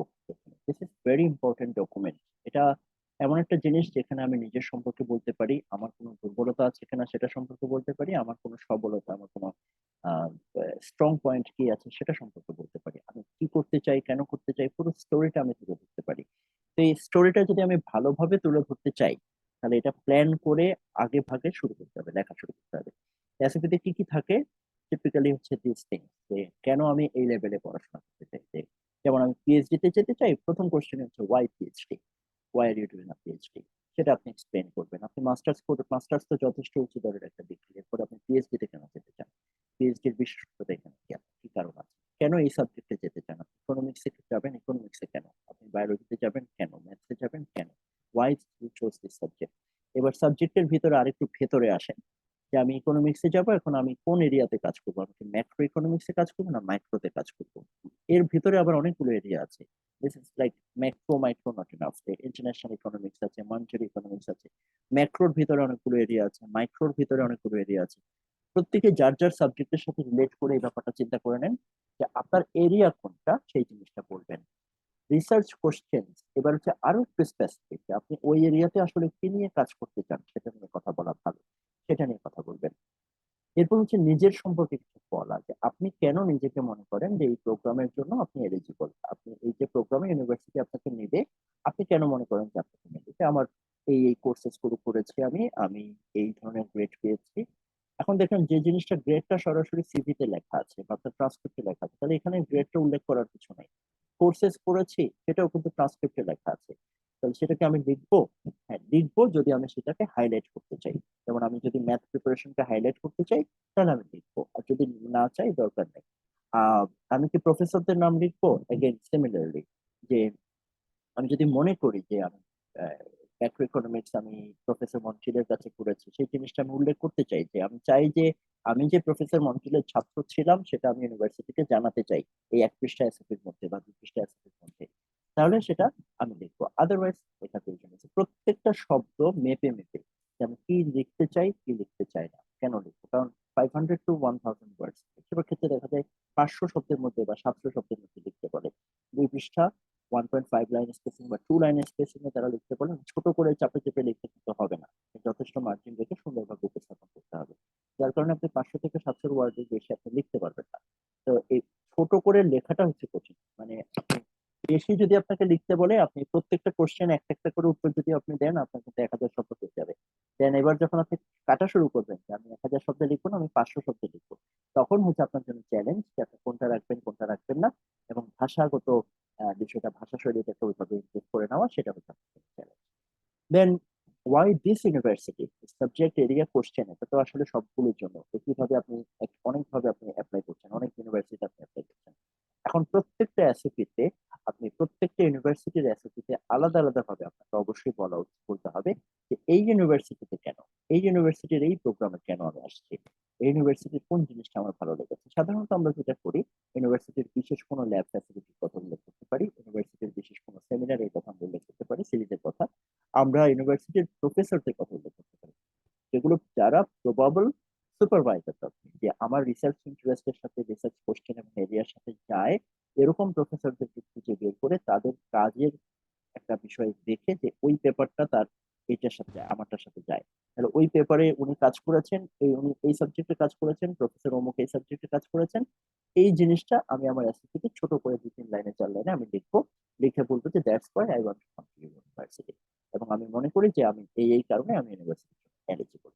তো এই হচ্ছে এসএসসির গল্প। আচ্ছা, আরেকটা ব্যাপার আছে, সেটা হলো যারা বিশেষ করে প্রফেসরদের ফান্ডিং নিয়ে থাকেন, প্রফেসরদের সাথে যোগাযোগ করে মাধ্যমে দিয়ে থাকেন, তারা প্রফেসরকে জিজ্ঞেস করে নিতে পারেন যে আমি আপনার নামটা এসএসসি তে উল্লেখ করতে পারি কিনা, যে আমি আপনার সাথে কাজ করতে চাই, বা এভাবে আমি উল্লেখ করতে পারি কিনা। Professor usually agree to that, আপনাকে যিনি নেবেন বলছেন তিনি অবশ্যই এগ্রি করবেন, এবং তখন এসএসসি তে তার নামটা অবশ্যই আপনি উল্লেখ করবেন। ওকে, তো কমন কি কি ইনক্লুড করা যায় সেটা আমি বললাম। এখন হচ্ছে কমনলি অবশ্যই যেটা করা উচিত, স্টার্ট আর্লি। এসওপি সম্পর্কে আমি যদি নিজেরটা সম্পর্কে বলি, আমি প্রথম যে এসওপি লিখেছি সেটা রিভিউ হওয়ার পর আমার মনে হয় যে 60 to 70% পরিবর্তন হয়েছে। তো এটি হওয়া উচিত, এবং ফাইনালি সেই এসওপিটা ভালো হয়েছে, ভালো হয়েছে বলে আমার বিভিন্ন জায়গা থেকে কিছু এসছে, ম্যাচ করেছে। তো এই যে একটা পরিবর্তনের মধ্য দিয়ে যেতে হলে আপনার যেটা করতে হবে, অবশ্যই আপনাকে শুরু করতে হবে আর্লি। ধর আপনি জিআরই প্রিপারেশন যেমন এখন শুরু করছেন, ইউনিভার্সিটি সিলেকশন প্রসেসও এখন শুরু করবেন, এসওপি লেখাও এখন শুরু করবেন, প্রফেসর যাদের কাছ থেকে এলওপি এল1 নিতে চান তাদের সাথে যোগাযোগও এখন শুরু করবেন, সবকিছু এখন শুরু করবেন। এগুলো প্যারালালে চলতে থাকবে। আপনার জিআরই প্রিপারেশনে ফোকাস বেশি থাকবে, বাট অন্যান্য কাজগুলোতেও সমানভাবে আপনাকে ভালোভাবে আপনাকে ফোকাস দিতে হবে। একেবারে ভুলে গেলে চলবে না, রেখে দিলে চলবে না। তো start early and review a lot. এবং রিভিউটা শুধু নিজে নিজে করলে আসলে ভুল ধরা পড়ে না। অনেক সময় দেখা যায় আমার কাছে মনে হয়েছে যে এই গল্পটা এরকম, আমি বুঝিয়ে লিখতে পেরেছি, কিন্তু পরে দেখা যায় যে না, আসলে আরেকজন পড়লে, তৃতীয় একজন পড়লে তখন সে বুঝতে পারবে, দ্বিতীয় একজন পড়লে বুঝতে পারবে যে এটা আসলে বোঝানো গেছে কিনা, বোঝা যাচ্ছে কিনা। আপনি যেটা লিখেছেন আপনার মনে হবে এটা কনভিন্সিং, আমি কি বলতে চেয়েছি আমি বুঝাতে পেরেছি। তো তৃতীয় একজন যখন পড়বে তখন তিনি বলবেন যে না, এটা তো মনে হয় এতটা কনভিন্সিং না। এবং আরো ভালো হয় যদি একেবারে লেমেন বলছি না, কিন্তু রিলেটেড পিপল, যে আপনার হুবহু ওই সাবজেক্টেই রিসার্চ করে এরকম কেউ না হয়ে যদি আপনি একটু ডিফারেন্ট কাউকে দিয়ে রিভিউ করাতে পারেন। যেমন আপনি সায়েন্সের একটা এসওপি করেছেন, সেটা আমাকে দিলেন, আমি সায়েন্স সম্পর্কে ভালো ধারণা মোটেও রাখি না। তা আমি দেখে যদি বুঝতে পারি যে আপনি কি লিখতে চেয়েছেন আমি বুঝেছি, তার মানে আপনি নিশ্চিত হতে পারেন যে রাইটিং ওয়াজ ভেরি লুসিড, আপনি ভালোভাবে বুঝাতে পেরেছেন যে আপনি কি করতে চান। আর অবশ্যই ওই ইউনিভার্সিটির সাথে রিলেটেড কাউকে যদি দেখানো যায়, বাইরে পড়াশোনা করছেন, পিএইচডি করছেন, সেকেন্ড ইয়ার থার্ড ইয়ারে আছেন, যারা অ্যাডমিশন প্রসেস সম্পর্কে ভালো জানেন, এমন কাউকে যদি দেখানো যায় তাহলে আরো ভালো, তিনি বলতে পারবেন যে এটা কেমন হয়েছে। ফর এক্সাম্পল আমি একটা উদাহরণ দিই, একটা ফিডব্যাকের উদাহরণ দিই। আমার এসওপিটা আমি একজনকে দেখিয়েছি, যিনি আমাকে এভাবে ফিডব্যাক দিয়েছেন যে তুমি যে এই কথাটা লিখছো এটা তো ব্যাকআপ নাই। লাইক আমি বলেছি সাপোজ বাংলাদেশে বর্তমানে ইকোনমিক যে পরিস্থিতি, ব্যাংকিং ইন্ডাস্ট্রি নিয়ে বিভিন্ন সমস্যা হচ্ছে, এই কারণে আমাদের একটা ব্যাংকিং ক্রাইসিস আমাদের হতে পারে। তো বলছে ব্যাংকিং ক্রাইসিস একটা ভারী শব্দ, এটা একটা অনেক রিসার্চ হয়ে আসতে হবে, এমনি এমনি বলা যাবে না যে ব্যাংকিং ক্রাইসিস হতে পারে। আর ক্রাইসিস তো যে কোনো সময় যে কোনো জায়গায় হতে পারে। So if you can't back it up with data and research and model, তুমি এটা বলতে পারো না। এই হচ্ছে এসওপির অংশ। যে এসওপি তে আপনি লেখার সময় কিন্তু এটাকেও একটা পিস অফ রিসার্চের মতো, একটা রাইটিং স্যাম্পলের মতো করে আপনাকে তৈরি করতে হবে। এটা সিম্পলি নিজের মতো করে গল্পের মতো করে বলে গেলাম, এইভাবে ঠিক না। আচ্ছা, আরেকটা জিনিস আমি এখানে লিখে দিইনি, সেটা হচ্ছে একটু bit of start with bit of flair, যে আপনি একটু স্টোরিটা একটু দিয়ে যদি শুরু করতে পারেন। This is not necessary at all, but this might add some value. Suppose আমি আমার অ্যাসিপিটা শুরু করেছি যেটা আমার কাজের সাথেও রিলেটেড, যে আমি ফাইন্যান্স ইকোনমিক্স সম্পর্কে কখন থেকে ভাবতে শুরু করেছি। আমি লিখেছি যে 2007 সালে আমি ফাইন্যান্স ডিপার্টমেন্টের ডিবেটিং ক্লাব নিয়ে কাজ শুরু করি, এবং তখন প্রথম একটা প্রোগ্রাম করার জন্য আমি স্পন্সরশিপ খুঁজতে যাই চট্টগ্রামের একটা বিজনেস হবে খাতুন হোমে। সেখানে একটা সাইনবোর্ড আমি দেখি যেখানে লেখা ছিল 40 লক্ষ টাকার বেশি ক্যাশে পরিশোধ করা হয় না। এটা স্টাক নেই যে 40 লাখ টাকা পর্যন্ত সে ক্যাশেই লেনদেন করবে, এটা ব্যাপারটা কেমন হলো, তাহলে ব্যাংকগুলো কেন আছে। সেখান থেকে আমি পেমেন্ট সিস্টেমের সাথে রিলেট করেছি, শ্যাডো ইকোনমির সাথে রিলেট করেছি, আমি আমার মূল যে এরিয়া, রিসার্চ এরিয়া বা সাবজেক্টের প্রতি আমার আগ্রহ তৈরি, সেটা বলতে চেয়েছি একটা ঘটনা দিয়ে শুরু করে। তো সেটা এই ধরনের একটা স্টার্ট আপনার এসএপি কে হয়তো ডিফারেন্ট করে দিবে, অন্য একটা পুল থেকে এসএপি কে ডিফারেন্ট করে দিবে। আচ্ছা, দেন পার্সোনালাইজ করার যে ব্যাপারটা অবশ্যই বলছি, যে আপনার এসওপিটা যাতে কমন কোনো বিষয় না হয়। আহ, এখন তো খুব মানে এলিউরিং একটা ব্যাপার হচ্ছে, আপনি আপনার প্রোফাইলটা মোটামুটি চ্যাট জিপিটি কে বললে যে তুমি কি আমাকে একটা এসওপি লিখে দিতে বলবে, পারো, সেটার সাথে সাথে বলবে হ্যাঁ পারি। আপনি জাস্ট প্রোফাইলটা একটু করে একটু একটু করে দিয়ে দিলেন, আপনার কোথায় পড়াশোনা এগুলো টেগুলো দিয়ে দিলেন, দেখবেন সাথে সাথে আপনাকে যত শব্দের বলবেন তত শব্দের এসওপি আপনাকে লিখে দিবে। But this is, don't do this. কারণ ইভেন উই ক্যান আন্ডারস্ট্যান্ড যারা মাত্র হয়তো নিজেরটা এবং অন্যান্য জনের মিলে হয়তো 10-12টা এসওপি পড়েছে। আমার ফ্রেন্ড কদিন আগে একটা রিভিউ করতে দিয়েছে, আমি দেখেই বলেছি, এক প্যারা পড়েই বলেছি তুমি কি চ্যাট জিপিটি তে করছো? বলছে হ্যাঁ, চ্যাট জিপিটি তে করতে সময় নেই আমার। আমি বলছি না, এটা তো আমি দেখা মাত্র বলছি, তার মানে প্রফেসর যারা আসলে এই এসওপি গুলো পড়বে, they have been doing this for a long time, এবং তারা হাজার হাজার এসওপি পড়েছে, তারা সব রাইটিং সম্পর্কে জানে। আপনি কোনো পেপার থেকে যদি হুবহু লাইন লিখেন, কোনো বই থেকে যদি লিখেন, তারা এটা মুখস্থই জানবে। আপনি যদি এআই ব্যবহার করেন তাহলে সেটা জানবে। সন্দেহ যদি করে তাহলে তারা সেটা রান করে দেখতে পারে, আর যদি সন্দেহ বেশি হয়, রান যদি না করেও আপনার এসওপিটা ফেলে দেয়, আপনার কিছু করার নেই, মানে আপনি বলতে পারবেন না যে, তারাও আপনাকে ব্যাখ্যা দিবে না, আপনি বলতে পারবেন না। So be careful, don't do this. আপনি ফরম্যাট দেখতে পারেন, সবচেয়ে ভালো হয় নিজে এসওপি আগের এই যে কোশ্চেন গুলো আমি দিলাম, এই কোশ্চেন গুলোর মতো করে এসওপিটা আগে তৈরি করা, নিজের মতো করে একটা আগে গল্প তৈরি করা, পুরো ফ্রেম তৈরি করা, দেন ফরম্যাটের জন্য, দেন ভাষার জন্য আস্তে আস্তে কাজ করা। তারপরে বিভিন্ন জনের ফরম্যাট দেখা, কারণ অনেক জনের ফরম্যাট দেখলে যেটা প্রথমে চলে আসে যে মাথায় ওইটা গেঁথে যায়, ওই এসওপির মাথায় মধ্যে চলে আসে, যেমন দেখা যায় ওখান থেকে বের হয়ে আপনি আর আসতে পারছেন না। পার্সোনালাইজ বলতে এখানে প্রথমে বোঝাতে চেয়েছি আপনি কিভাবে আপনার রেসিপিটা যে একান্তই আপনার, অন্যদের থেকে ডিফারেন্ট, সেটা যাতে বোঝা যায়, এটা যে কমন আপনি কপি করেছেন এরকম যাতে মনে না হয়।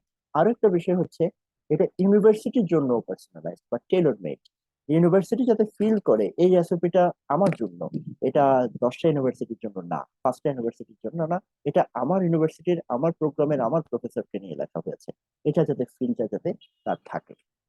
এখন সেটার জন্য আপনাকে কষ্ট করতেই হবে এসএসসিতে।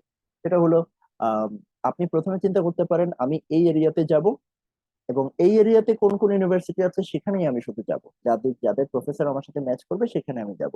তাহলে আপনি একটা গল্প রেডি করে শুধু ওয়াই দিস ইউনিভার্সিটি পার্টে আপনি চেঞ্জ করতে পারেন, যদি ইউনিভার্সিটি গুলো সবগুলো আপনার সাথে অ্যালাইড থাকে, প্রফেসররা যদি অ্যালাইড থাকে। আর সেটা যদি না হয়, এমন হয় যে আপনি একটু ওপেননেস আপনার মধ্যে আছে, আপনি ফ্লেক্সিবল, যে এই এই ইউনিভার্সিটি গুলো ভালো, এই এই প্রোগ্রাম গুলো ভালো, প্রফেসররা ভালো, আমি এদের সাথে কাজ করতে চাই, এখন সেটার জন্য আমি এসএপি করছি, তাহলে write your SOP and tailor it for each of the programs, each of the professors, যাতে ওইভাবে করে প্রত্যেকটা ইউনিভার্সিটি যাতে মনে হয় এই এসওপিটা আমার, হ্যাঁ? একটা পার্সোনাল টাচ যাতে থাকে। Letter of recommendation, letter of রিকমেন্ডেশনে যেটা আছে, প্রথমত এগেন কিভাবে আমরা লেটার অফ রিকমেন্ডেশনটা পাঠাই। সাধারণত দেখা যাবে আপনি অ্যাপ্লিকেশন পোর্টালে বলা থাকে আপনি এখানে প্রফেসরের নাম দিবেন, প্রফেসরের অ্যাড্রেস দিবেন, প্রফেসর কোন ইউনিভার্সিটিতে আছে সেগুলো দেওয়ার পাশাপাশি আপনি সেখানে প্রফেসরের ইমেল আইডি দিবেন। ইমেল আইডি যখন দিবেন, automatically application portal will send emails to the professors email ID, এবং সেটা আপনাকেও নোটিফাই করবে যে ইমেল আইডি পাঠানো হয়েছে, সেটা পোর্টালে আপডেট থাকবে অথবা আপনার ইমেইলে হয়তো নোটিফিকেশন আসবে যে প্রফেসরের কাছে পাঠানো হয়েছে। Then when professor gives it back, যে তিনি যখন অ্যাডওয়ার্ডটা সাবমিট করেন বা ইমেল রিপ্লাই করেন, তখন সেটাও আপনাকে আবার প্রোফাইলে দেখাবে, পোর্টালে দেখাবে যে ইমেল অ্যাডওয়ার্ড সাবমিটেড, অথবা আপনার ইমেইলে আসবে যে আপনার প্রফেসর দিয়েছে। তো ইমেইলে হতে পারে যে ইমেল রেসপন্সের মাধ্যমে কোনো একটা টপিক আপলোড করে হতে পারে, সাধারণত একটা লিংক পাঠায়, সেই লিংকে যেতে হয়, গিয়ে সেখানে টেক্সট গুলোকে পেস্ট করতে হয়, সেভাবে এলওআর হতে পারে। আমি কখনো এলওআর লিখিনি, দিইনি কাউকে, তো I don't have a first hand experience, এটা হচ্ছে সবগুলো প্রফেসর থেকে শুনে বা বিভিন্ন জায়গায় পড়ে যে এক্সপিরিয়েন্স সেটা আমি শেয়ার করছি। তো এরপরে এলোয়ার যে মূল যে লেখাটা, সেই লেখার পাশাপাশি আবার কিন্তু অনেকগুলো ফর্ম ফিল আপ করার প্রয়োজন হতে পারে প্রফেসরকে। অনেক ক্ষেত্রে দেখা যায় অনেকগুলো স্কেল দিয়ে দিয়েছে যে আপনার লিডারশিপ স্কিলস, সেটার উপরে 1 থেকে 5 পর্যন্ত তাকে হয়তো মার্ক করতে হচ্ছে, বা এবিসিডি 5 ধরনের অপশন দিয়েছে, সেগুলো পড়ে আপনাকে গ্রেড করতে হচ্ছে যে উনি প্রফেসর গ্রেড করছেন আপনাকে যে হ্যাঁ ও এটা এটা ভালো, ও এই রেঞ্জে আছে ইত্যাদি।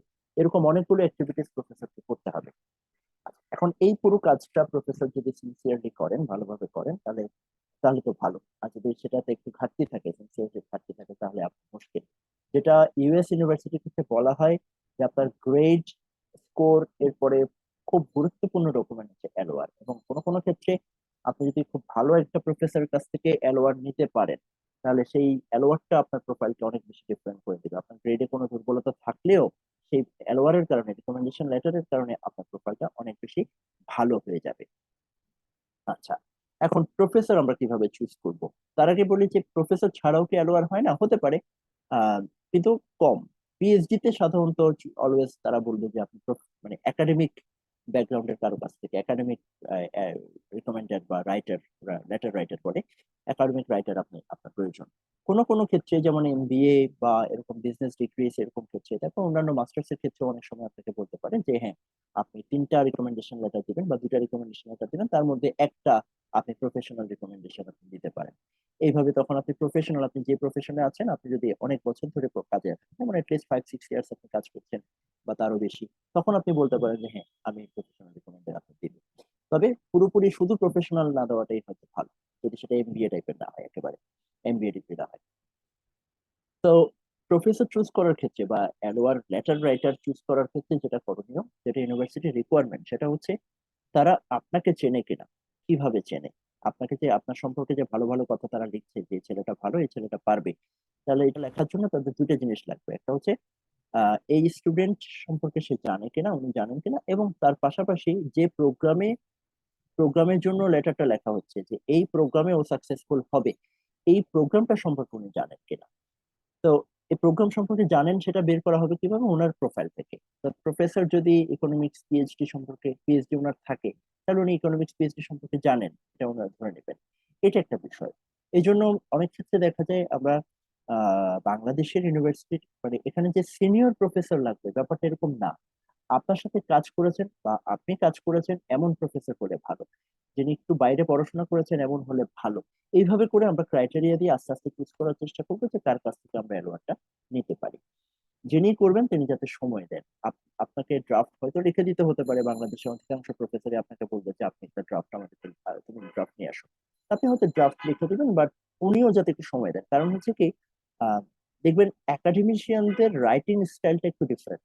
হ্যাঁ, এখানে কয়েকজন একাডেমিশিয়ান আছেন, আপনারা চাইলে ওই আপনাদের এলওআর যদি ড্রাফট করেন ওনাদেরকেও দেখায় নিতে পারেন। আই থিঙ্ক যে তারাও হেল্প করতে পারবেন। তো একাডেমিশিয়ানদের রাইটিং এর যে ভাষার যে স্টাইল, এক প্যারা থেকে আরেক প্যারাতে যাওয়ার যে লিঙ্কিং ফ্রেজেস যেগুলো আছে, শব্দের ব্যবহার যেগুলো আছে, যে কিভাবে তারা কথা বলেন বা লিখেন, মূলত লেখার বিষয় আসছে, সেটা একটু আমরা যারা অফিসে কাজ করি তাদের কমিউনিকেশনের তুলনায় একটু ডিফারেন্ট। যারা ব্র্যান্ডিং এ কাজ করে তাদের একরকম, যারা ফাইন্যান্সে কাজ করে তাদের একরকম। প্রত্যেকের ভাষাগত একটা পার্থক্য চলে আসে। তো এই পার্থক্যটা যাতে ওই প্রফেসরের লেখা এই জিনিসটা বোঝা যাওয়ার জন্য প্রফেসর যাতে একটু ঠিকঠাক, আপনি ড্রাফট দিলেন ঠিক আছে খুব সুন্দর, সাইন করে দিলেন, এটা না করে উনিও যাতে একটু দেখেন, সেরকম ভাবে সময় আপনারা চেয়ে নেবেন। দেন কি থাকবে এলোয়ারে? এলোয়ারে থাকবে মূলত প্রথমত হচ্ছে, আমি প্রফেসর বলছে, প্রফেসর লিখছেন তার আপনার ইউনিভার্সিটিকে যে আমি এই স্টুডেন্টকে এইভাবে ছিল, তার রোলটা কি ছিল আপনার লাইফে সেটা তিনি আগে বলবেন।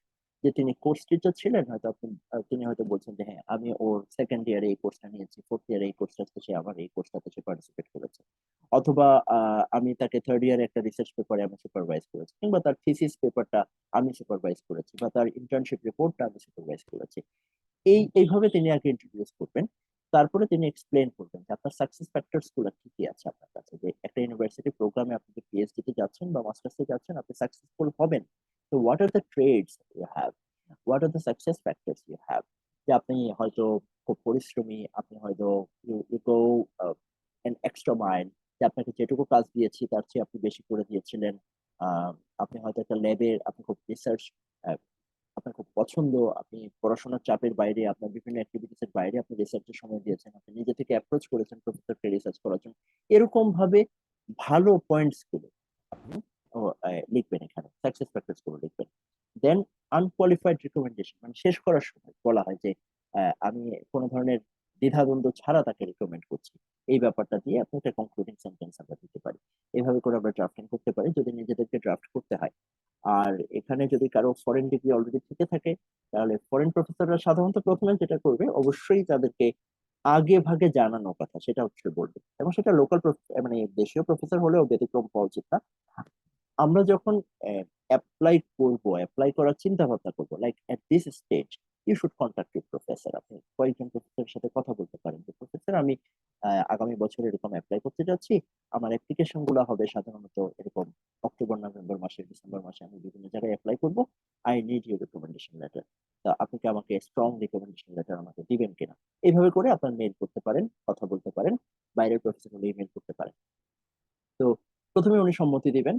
এরপরে আপনি যখন অ্যাপ্লিকেশন শুরু করবেন, আপনি যখন ডিসিশন নিয়ে ফেলেছেন যে দিস আর দ্য 10 ইউনিভার্সিটিজ আর 8 universities I am going to apply, তো তখন অবশ্যই ইউনিভার্সিটির নাম, কার কাছ থেকে কোনটা রিকমেন্ডেশন নিচ্ছেন সেটা, সেগুলোর অ্যাপ্লিকেশন ডেডলাইন, অর্থাৎ কোন সময়ের মধ্যে তার রিকমেন্ডেশন লেটারটা সেখানে গিয়ে পৌঁছাতে হবে, তাদের কি ক্রাইটেরিয়া, এবং আপনার যে প্রোফাইল, আপনার সিভি, আপনার এসওপি, আপনার গ্রেডস, এই সব কিছু প্রফেসরের সাথে শেয়ার করা উচিত, যাতে প্রফেসর সেটা নিয়ে একটু স্টাডি করতে পারেন, যাতে উনি কমপ্লিট একটা পিকচার তুলে ধরতে পারেন যে আপনার প্রোফাইলে কোন সাইডটাকে তিনি গুরুত্ব দিবেন, সেটা নিয়ে তার যাতে তিনি কাজ করতে পারেন। আর আপনি নিজে যদি বসেন লিখতে, তাহলে আপনাকে সেই কাজটা করতে হবে, আপনার প্রোফাইলের ভালো দিকটা আপনাকে বের করে নিতে হবে, নিয়ে ড্রাফটিং করতে হবে। দেন প্রফেসরকে আগে দেওয়া অ্যাপ্লিকেশনটাও আগে সাবমিট করা, যেটা আমি অ্যাপ্লিকেশনের ক্ষেত্রেও বলবো, যে অ্যাপ্লিকেশনটাও আগে সাবমিট করা, যাতে প্রফেসরের হাতে সময় থাকে, 5 দিন 7 দিন সব, যাতে সময় থাকে, যাতে তিনি একদম শেষ দিনে গিয়ে তাড়াহুড়া করে যে আমি দিয়েছি আপনি এখনই আপলোড করেন, এরকম যাতে না হয়। তো সেটাও যাতে ঠিক থাকে, সেরকম সময় রেখে এলোয়ারের জন্য চাইতে হবে, এলোয়ারের জন্য পর্যাপ্ত ডকুমেন্টস প্রেজেন্ট করতে হবে এবং ড্রাফটিং করতে হবে এবং প্রফেসরকে সুযোগ দিতে হবে, সময় দিতে হবে। সিভি, সিভি সম্পর্কে আমাদের সবার ধারণা আছে। এটা শুধু আমরা যে যারা চাকরি করছি তাদের চাকরির জন্য দরকার হয়, যে কোনো জায়গায় দরকার হয়। তো US CV is not different from others. প্রথম যে একটু ডিফারেন্সটা আমি বলবো, বাংলাদেশে আমরা 2 পৃষ্ঠা 3 পৃষ্ঠা সিভি হয়তো করে ফেলি, অনেক বেশি বেশি করে লিখি। যেমন বিশেষ করে এডুকেশনাল কোয়ালিফিকেশন দিয়ে দেখা যায় যে একটা একটা টেবল দিয়ে দিই যে এমবিএ, তারপরে দেখি ফাইন্যান্স, তারপরে সাল, তারপরে এটা, এভাবে চার্ট দিয়ে দিই। বড় একটা একটা দেখা যায় মোটামুটি একটা প্যারাগ্রাফ একটা এডুকেশনের উপর চলে গেছে। বাট প্রথমত ইউএসসিভি, এই যে একাডেমিক যে কারিকুলাম এগুলো হবে, সেটা হবে সাকসেন্ট, অর্থাৎ আপনি কমপ্লিট ইনফরমেশন দিবেন কিন্তু একদম টু দা পয়েন্টে, বুলেট পয়েন্টে।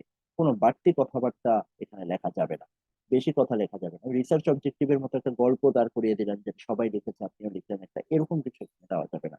আপনি রিসার্চ ইন্টারেস্ট যদি লেখেন তাহলে অবশ্যই সেটা very to the point, very fixed idea হতে হবে। 1 পেজে সিভি সবচেয়ে ভালো, 1 পৃষ্ঠার মধ্যে সবকিছু লিখে ফেলা যায়। যেমন আমি আমার সিভির পয়েন্টস গুলো এখানে সবগুলো দিয়ে দিয়েছি, এগুলো সবগুলো আমি 1 পৃষ্ঠাতেই লিখেছি। আর এক্সট্রা পেজ হবে যদি আপনার রিসার্চ ব্যাকগ্রাউন্ড থাকে।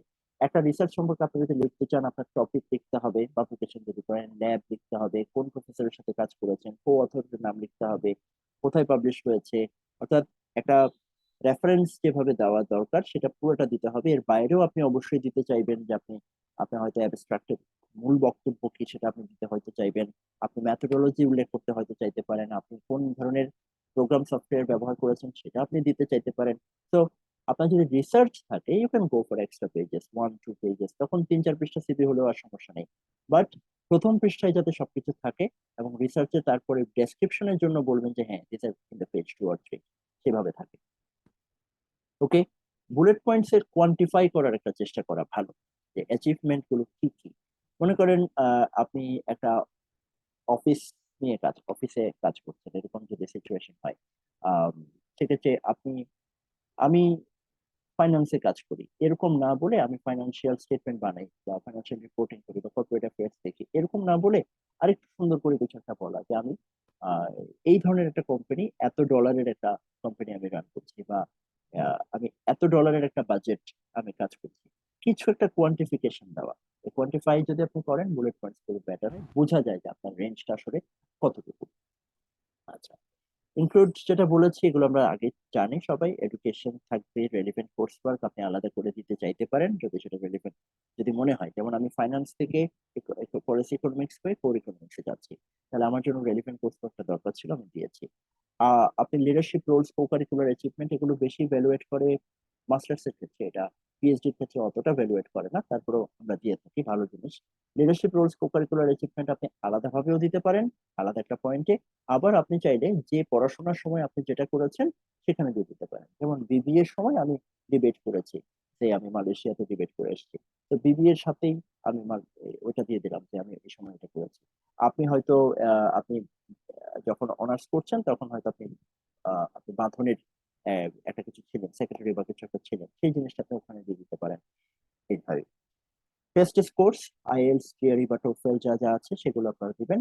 প্রফেশনাল এক্সপিরিয়েন্স যারা আছে, যেখানে আপনার ওই কোয়ান্টিফাই অ্যাচিভমেন্টের ব্যাপারটা বেশি গুরুত্বপূর্ণ। টিচিং এক্সপিরিয়েন্স যদি থাকে প্রফেশনাল এক্সপিরিয়েন্সের পাশাপাশি, সেক্ষেত্রে সেটা আলাদা করে টিচিং এক্সপিরিয়েন্সটা দেওয়া দরকার। কোচিং এক্সপিরিয়েন্স, টিচিং এর পাশাপাশি যে টিচিং হচ্ছে একেবারে ফর্মাল এনভায়রনমেন্টে কোনো একটা ইউনিভার্সিটিতে পড়ানো, সেটা হচ্ছে টিচিং। এর বাইরে আমি যদি বলতে চাই যে আমি আমার অফিসে ইন হাউস ট্রেনার হিসেবে কাজ করি, ফাইন্যান্সিয়াল স্টেটমেন্ট নিয়ে কাজ করি, কিংবা আমি এক্সেল এর ট্রেনিং করাই, কিংবা আমি জিওরি কোচিং করাই, এই বিষয়গুলোকে আমি কোচিং এক্সপিরিয়েন্সের মধ্যে চাইলে রাখতে পারি। দিস অল অ্যাড ভ্যালু, কারণ হচ্ছে তারা কিন্তু আমাকে টিএ হিসেবে নিবে, টিএ হিসেবে তার কাজ করার অভিজ্ঞতা কতটুকু আছে, এই সবকিছু মিলেই তারা দেখবে যে হ্যাঁ এর তো অভিজ্ঞতা আছে, এরকম একটা সেন্স তাদেরকে দিতে হবে। প্রফেশনাল সার্টিফিকেশন যদি থাকে, ট্রেনিং যদি থাকে, কম্পিউটার স্কিল আলাদাভাবে দিবেন, কিন্তু মাইক্রোসফট ওয়ার্ড, এক্সেল এগুলো না। এক্সেল যদি আপনি অ্যাডভান্সড এক্সেল হন সেটা উল্লেখ করতে পারেন। পাওয়ার বিআই বা এসকিউএল বা আপনার ট্যাবলু টাইপের সফটওয়্যার যদি কাজ করে থাকেন সেটা উল্লেখ করতে পারেন। পাইথন আর স্টাটা, যেগুলো সফটওয়্যার, যেগুলো আপনার প্রোগ্রামিং ল্যাঙ্গুয়েজ, যেগুলোতে আপনি কাজ করেছেন বা করবেন, ইভিউস দিতে পারেন। র্যাটস, অনেকগুলো সফটওয়্যার আছে। ল্যাটেক্স, যেটা টাইপ সেটিং সফটওয়্যার, যেটাতে সাধারণত পাবলিকেশন গুলো টাইপ করা হয়, তারা ওয়ার্ড কাজ করে না ল্যাটেক্সে, বা এখানে প্রোগ্রামে কাজ করে, গ্রিন লিপে কাজ করে, ওভার লিপে। দেন ল্যাব, আপনি যেসব ল্যাবে কাজ করেন, কেমিস্ট্রির ল্যাব বা বায়োলজিক্যাল ল্যাব বা ফিজিক্সের ল্যাব, ল্যাবে কাজ করেন, সেই ল্যাব রিলেটেড সফটওয়্যার বা মেশিনারি বিশেষ কোনো বিষয় যদি থাকে সেটাকে আপনি দিতে পারেন। তো this is overall point of CV. আচ্ছা, আমরা বোধহয় প্রায় 1 ঘন্টা কথা বলে ফেলেছি। Before going to the next step, আমরা একটু সময় নিতে পারি যে কারো কোনো কথাবার্তা আছে কিনা আমরা শুনে নিতে পারি। তো let me open the floor for everybody. যদি কোনো কোশ্চেন থাকলে আমরা একটু দেখে আসি এই ফাঁকে। Yes, do you have any question? Yeah, I have a question. Yes, Shyam, yes. ভাইয়া, আমার কোশ্চেন হচ্ছে অ্যাপ্লিকেশন প্রোফাইল নিয়ে। আহ, আমি এটা পেপার নিয়ে কাজ করতেছি। সো রিসেন্টলি আমাদের একটা সুযোগ হচ্ছে যে কনফারেন্স পেপারে আমাদের পেপারটা জমা দেবো। সো আমি একটু জানতে চাচ্ছি যে কনফারেন্স পেপার যে এক্সপিরিয়েন্সটা অথবা এখানে যে পাবলিশ করা যে পেপারটা, এটা কতটুকু ওয়েট। অবশ্যই ভালো। মানে এটা হচ্ছে প্রথমত, হ্যাঁ, কনফারেন্স পেপার মানে তো প্রিডেটরি জার্নাল না। ঠিক আছে, সেটা আপনি কোথায় যাচ্ছেন, কি ধরনের পেপার পাবলিশ করছেন, আহ, সেটা হয়তো স্কোপাস ইন্ডেক্সের মতো ভ্যালু ক্রিয়েট করবে না, অবশ্যই ভ্যালু অ্যাড করবে না, কিন্তু it is a paper, it is an activity. আপনি যেটা দেখালেন যে আমি এটা করেছি, রিসার্চের সাথে কাজ করেছি, এটা অবশ্যই দেখান, অবশ্যই আপনি অ্যাড করবেন সেটা। আর কোথায় করছেন সেটার পাশাপাশি গুরুত্বপূর্ণ হচ্ছে কি করছেন, কিভাবে করছেন, সেটাও গুরুত্বপূর্ণ। হুম। জি ভাইয়া, আরেকটা এডিশনাল কোশ্চেন, এটা হচ্ছে আই মিন সিজি তো ম্যাটার করে, আপনি এটা বললেন। ওকে। কিন্তু এটা কি শুধু কি আন্ডার গ্রাজুয়েটের ক্ষেত্রে, নাকি এমবিএ যে সিজিটা এটাও কি এই প্রোফাইলে খুব বেশি ম্যাটার করে কিনা? কারণ হচ্ছে আমি যে সময়টাতে প্রিপারেশন নিচ্ছি এটা হচ্ছে আমার second semester, MBA second semester চলতেছে। ইন দ্য মিন টাইম আমি জিআরইটা নিচ্ছি। So it's the trade of. যদি আমি এমবিএ তে খুব বেশি ভালো করতে চাই, হয়তো জিআরইটা আমার পরে করতে হবে, অথবা জিআরই স্কোরটা কম আসবে। আর আচ্ছা, যদি জিআরইতে আমি খুব বেশি ফোকাস হই, তাহলে হচ্ছে এমবিএটা কিছুটা আমাকে ট্রেড অফ করতে হবে। আচ্ছা, তো আচ্ছা, এটা সম্পর্কে একটু জানতে চাচ্ছি। আচ্ছা। প্রথমত হচ্ছে গ্রেড ভালো খারাপ বলতে কি বোঝায় সেটা একটা ব্যাপার আছে। হ্যাঁ, ধরা যাক আপনার গ্রেড ভালো খারাপ বলতে কি বোঝায় সে,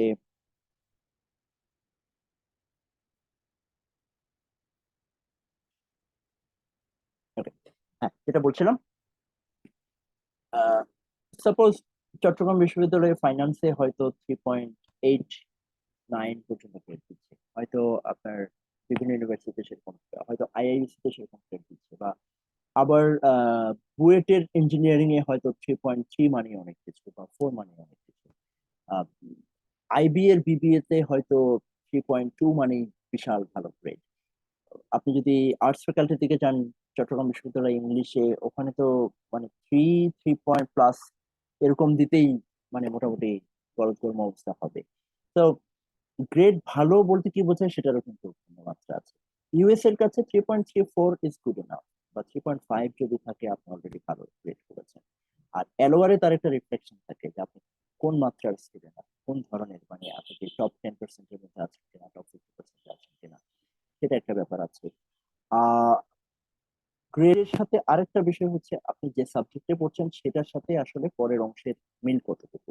মানে ঠিক আছে, আমি ফাইন্যান্স পড়েছি, ফাইন্যান্সের সাথে ইকোনমিক্স রিলেশন আছে, ফাইন্যান্সে আমি ভালো গ্রেড যদি থাকে তাহলে অ্যাটলিস্ট বোঝা যাচ্ছে আমি ইকোনমিক্স বুঝি না বুঝি আমি ফাইন্যান্সে ভালো বুঝেছি, মানে আমি ভালো স্টুডেন্ট সেটা বুঝেছি। সেভাবে করে আমাকে মেজার করার সুযোগ আছে। সেটার জন্য 3.89 লাগবে, বিষয়টা এরকম না। হ্যাঁ, অর্থাৎ গ্রেডের এখানে সাবজেক্ট ওয়াইজ ভ্যারি করবে, ইউনিভার্সিটি ওয়াইজ ভ্যারি করবে, দে নো দিস। যার কারণে একেবারে হাইপ তুলে ফেলার কিছু নাই যে আমি সব ছেড়ে ছুড়ে আমি আগে এটা শেষ করবো তারপর ওটা করবো, এরকমও যেমন কিছু করার নেই। আবার পাশাপাশি এটা তেমন একটা গুরুত্বপূর্ণ না বলে সরিয়ে রাখলাম, কোনো মতে পাস করলাম, সেরকম সুযোগ নেই। Between the line, middle of the way আপনাকে ওয়ার্ক করতে হবে। আর কোনো প্রশ্ন? জি ভাই, বুঝতে পেরেছি, থ্যাংক ইউ। চ্যাটে একটা কোশ্চেন দেখতে পাচ্ছি আমি, শুধু জিজ্ঞেস করছেন, can I take a LOR from assistant or associate professor? অবশ্যই, ওয়াই নট। আই মানে ইউনিভার্সিটি যে কারোর সাথে আপনি অ্যালোয়ার নিতে পারেন। দেখার বিষয় হচ্ছে ওই প্রফেসরকে আপনি কিভাবে নিজের সাথে রিলেট করবেন। আমার সাথে যে প্রফেসরের ভালো আন্ডারস্ট্যান্ডিং ছিল সেই প্রফেসর থেকে আমি নিব। রিলেট কিভাবে করবো? প্রথমত আমি বলবো যে আমার 4 বছরের এতটা কোর্সের মধ্যে হয়তো আমি 2টা বা 3টা কোর্স অনার করেছি, এইভাবে করে আমাকে রিলেট করতে হবে। আমি তার কোনো থিসিসে কাজ করেছি বা এখন করছি, এখন তার সাথে আমি কাজ করছি, এরকম করে আমাকে রিলেট করতে হবে। এই রিলেশনটা গুরুত্বপূর্ণ। হ্যাঁ, মানে কার কাছ থেকে নিচ্ছি, উনি কত সিনিয়র, এটা কোনো বিষয় না, বরং রিলেশনটা গুরুত্বপূর্ণ। এখন মনে করেন আমি চিন্তা করলাম যে আমি একজন প্রফেসরের কাছ থেকে নিচ্ছি যিনি, আমি যখন স্টুডেন্ট ছিলাম তখন উনি ইউনিভার্সিটিতে তখনও জয়েন করেননি। এরকম যদি সিচুয়েশন হয় তাহলে তো জিনিসটা ম্যাচ করবে না। আবার মানে খুব সিনিয়র প্রফেসর কিন্তু আমার কোনো কোর্স, আমি যে কোর্স গুলো করেছি সেটা উনি হয়তো নেননি বা ওনার সাথে আমি কোনো কাজ করিনি। তাহলে উনি যখন লিখবেন এই ছেলেটা ভালো, তখন আসলে based on what, at what capacity, যেটাকে বলে একাডেমিশিয়ানরা, যে I am recommending him at the capacity of course teacher or researcher ইত্যাদি, সুপারভাইজার। সেই কথাটা যিনি ভালো বলতে পারবেন, যার সাথে ওই রিলেশনটা আছে, যার গল্পটা সুন্দর হবে, তার কাছ থেকে এই অ্যাওয়ার্ডটা নেওয়া উচিত। It's not about the profile or position of the professor, but about the story. Okay, let's move on. আমরা সিভি পর্যন্ত এসেছি, এরপরে হচ্ছে ইউনিভার্সিটি সিলেকশন। ইউনিভার্সিটি সিলেকশনে আমাদের অনেকগুলো ইস্যুস। প্রথমেই যেটা আসছে যে আমরা ইউনিভার্সিটি সিলেকশনটা শুরু করতে পারি, এটা হচ্ছে কিভাবে আমরা শুরু করতে পারি অনেকটা, সেটা এরপরে আস্তে আস্তে গ্রাজুয়ালি কিভাবে আমরা এটা আরো ছোট করে আনবো সেই ব্যাপারগুলো আমি দেখাচ্ছি। তো যেভাবে আমরা শুরু করতে পারি সেটা হচ্ছে আমরা গ্লোবাল ইউনিভার্সিটি র্যাঙ্কিং দেখতে পারি, আমরা ইউএস নিউজ বা কিউএস র্যাঙ্কিং, এরকম আরো কিছু র্যাঙ্কিং আছে, তার মধ্যে এই এই দুইটাই আমরা বেশি ফলো করি বা আমাদের জন্য ভালো, ইউএস নিউজ বা কিউএস র্যাঙ্কিং। এটা দিয়ে আমরা প্রথমে আমাদের লিস্টটাকে একটু সংক্ষিপ্ত করে নিতে পারি, যে অনেকগুলো, আমি তো 100 ইউনিভার্সিটি অ্যাপ্লাই করবো না, আমি আমার সাবজেক্টের ইউনিভার্সিটি আছে সাপোজ 200-300, সেখান থেকে আমাকে প্রথমে তো একটা রেঞ্জ আসতে হবে, একেবারে 100 ইউনিভার্সিটি নিয়ে ঘাটাঘাটি করাটাও টাফ। তো এই র্যাঙ্কিং গুলা সেটাতে আমাকে সুযোগ দিতে পারে।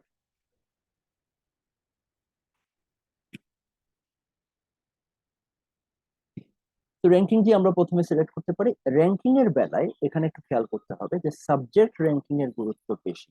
অর্থাৎ একটা ইউনিভার্সিটি ওভারঅল, বিশেষ করে ধরেন আপনার টাইমস হায়ার এডুকেশনের যে র্যাঙ্কিং, দরজাটা টেনে দাও,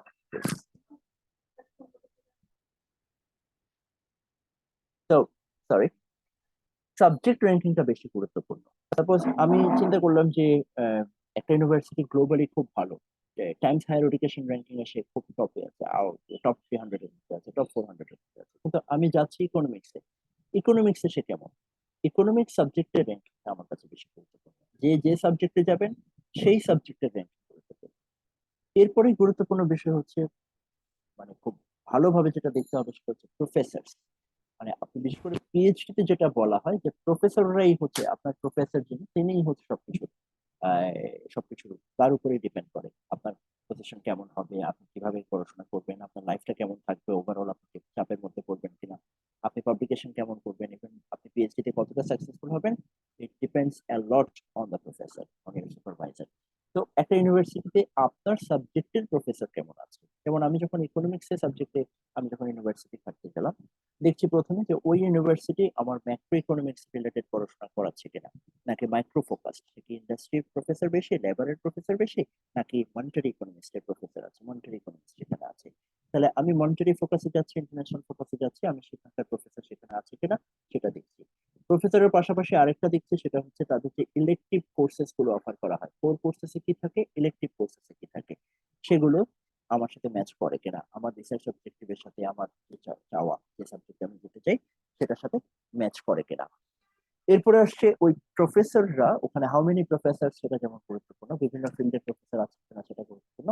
প্রফেসররা এখন অ্যাক্টিভলি রিসার্চ করছেন কিনা। আমি এবছর যাচ্ছি, তাহলে আমাকে দেখতে হবে যে হ্যাঁ 23-এ উনি পাবলিশ করেছেন, 24-এ উনি পাবলিশ করেছেন, 22-এ করেছেন, 21-এ করেছেন, প্রতি বছরই তিনি কাজ করছেন। সেই কাজগুলো আমাকে দেখতে হবে। এখন যদি দেখি হ্যাঁ খুব সিনিয়র, খুব ফেমাস একজন প্রফেসর এখানে আমি পেলাম, তাহলে দেখা যাচ্ছে তিনি আসলে 22-এর পরে বা 21-এর পরে দেখা যাচ্ছে তিনি বছরে একটা দুইটা করে কাজ করেন, 20, 21, 19 পাচ্ছি, কিন্তু 22, 23, 24 আমি আর তার কোনো কাজ পাচ্ছি না। তাহলে দেয়ার ইজ সাম ট্রাবল। মানে উনি হয়তো এখন সিনিয়র হয়ে গেছেন, একেবারেই টেনিউর প্রফেসর, এবং হয়তো উনি রিটায়ারমেন্টের কাছাকাছি, এরকম কিছু হয়েছে কিনা সেটা দেখতে হবে। আম, সেটা দেখে আপনাকে নিশ্চিত হতে হবে যে he is active in research. আপনি প্রফেসর যদি অ্যাক্টিভ না হয়, তাহলে আপনি তো অ্যাক্টিভ হতে পারবেন না। PhD is all about research. এমনকি আপনি যে মাস্টার্স এর জন্য যদি বাইরে পড়তে চান, আপনাকে পরবর্তী ধাপে পিএইচডি যখন করবেন বা মাস্টার্স যখন থিসিস করবেন, তখন ওই অ্যাক্টিভ রিসার্চের গুরুত্ব আছে।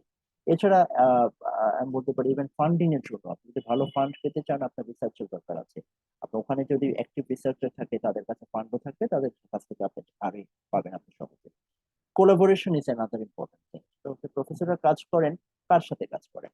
ধরেন আমি একটা ইউনিভার্সিটি দেখলাম যেখানে প্রফেসররা রেগুলার কাজ করেন, তিনি দেখা যাচ্ছে তিনি সবসময় তার দেশের কয়েকজন প্রফেসরের সাথে কাজ করছেন। তিনি চাইনিজ প্রফেসর, কোরিয়ান, কোরিয়ানের চাইনিজ। তিনি তার এলাকার কিছু প্রফেসর বা তার বিভিন্ন অর্গানাইজেশনের বিভিন্ন প্রফেসরদের সাথে হয়তো কাজ করছেন। তার সাথে আমি স্টুডেন্টদের কাজ তেমন একটা দেখলাম না। স্টুডেন্টদের সাথে কাজ যদি করে, সেটা বেশি গুরুত্বপূর্ণ। অর্থাৎ আপনি যদি ফার্স্ট ইয়ারের পরে সেকেন্ড ইয়ার থার্ড ইয়ারে গিয়ে আপনার প্রফেসরের সাথে কোলাবোরেটিভ কোনো একটা কাজ করতে পারেন, আপনি যে লেভেলের জার্নালে পাবলিশ করতে পারবেন, আপনার একার পক্ষে সেটা অনেক বেশি চ্যালেঞ্জিং হবে।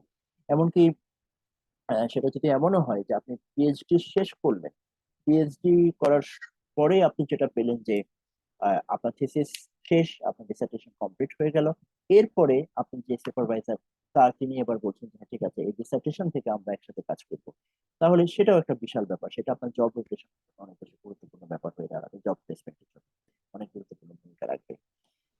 এরপরে আসছে আপনার টিচিং বা সুপারভাইজিং ফিলোসফি, এটাও একটা দেখার বিষয়। কিছু প্রফেসর আছে যারা আপনার হয়তো চিন্তা করতে, টিচিং এর ক্ষেত্রে বলতে পারে যে তিনি হয়তো স্বাধীনতা দিয়েছেন, তিনি হয়তো আমি এরকম প্রফেসর দেখেছি ইন্টারেস্টিং এখনো, যে উনি ক্লাসে কিছু নোটস নিয়ে আসেন, উনি বোর্ডে লেখেন, এবং উনি কোনো ম্যাটেরিয়াল সফট কপি উনি প্রোভাইড করেন না, উনি কোনো গুগল ক্লাসরুম কিংবা ওদের ইউনিভার্সিটির যে কানেকশন গুলো আছে সেগুলোতে কোনো ম্যাটেরিয়াল আপলোড করেন না। So if you are in the class, you can get some materials, you have to pick it up everything from the board, and then ওনার ক্লাস শেষ উনি মুছে দিবেন, এগুলো আপনি আর পাবেন না।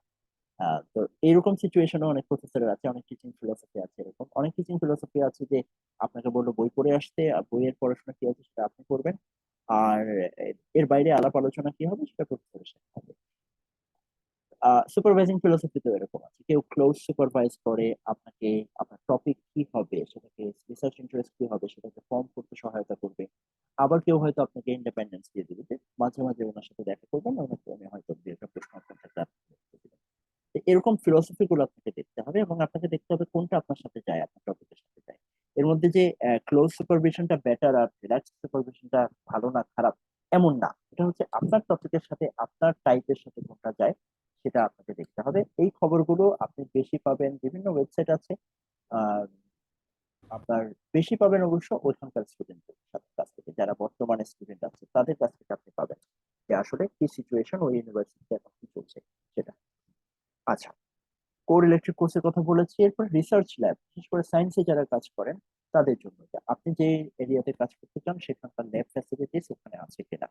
শুধু ইউনিভার্সিটি না, ইউনিভার্সিটির আশেপাশে কোথাও আছে কিনা, অর্থাৎ আপনার ফর এক্সাম্পল আপনি, আমি যদি ইউনিভার্সিটি অফ মিসৌরিতে যাই ইকোনমিক্স পড়তে, ইউনিভার্সিটি অফ মিসৌরি থেকে খুব কাছাকাছি দূরত্বে, লাইক সবখানে কিলোমিটারের মধ্যে আছে সেন্ট লুইস, না আরো অনেক কম দূরত্বে, সরি, ঘন্টা দুয়েকের দূরত্বে ফেডারেল রিজার্ভ বোর্ড, যেটা ইউএস এর কেন্দ্রীয় ব্যাংকের যে অংশ, ফেডারেল রিজার্ভ সিস্টেমের সেন্ট লুইস, যাদের রিসার্চ পাবলিকেশন ম্যাক্রো ইকোনমিক্সে যাদের রিসার্চ কন্ট্রিবিউশন অনেক বেশি, মানে টপ 50 কন্ট্রিবিউটরস এর মধ্যে বিভিন্ন ইউনিভার্সিটি, এমআইটি, হার্ভার্ডের সাথে এই সেন্ট লুইসটা আছে, ফেডারেল রিজার্ভ বোর্ড।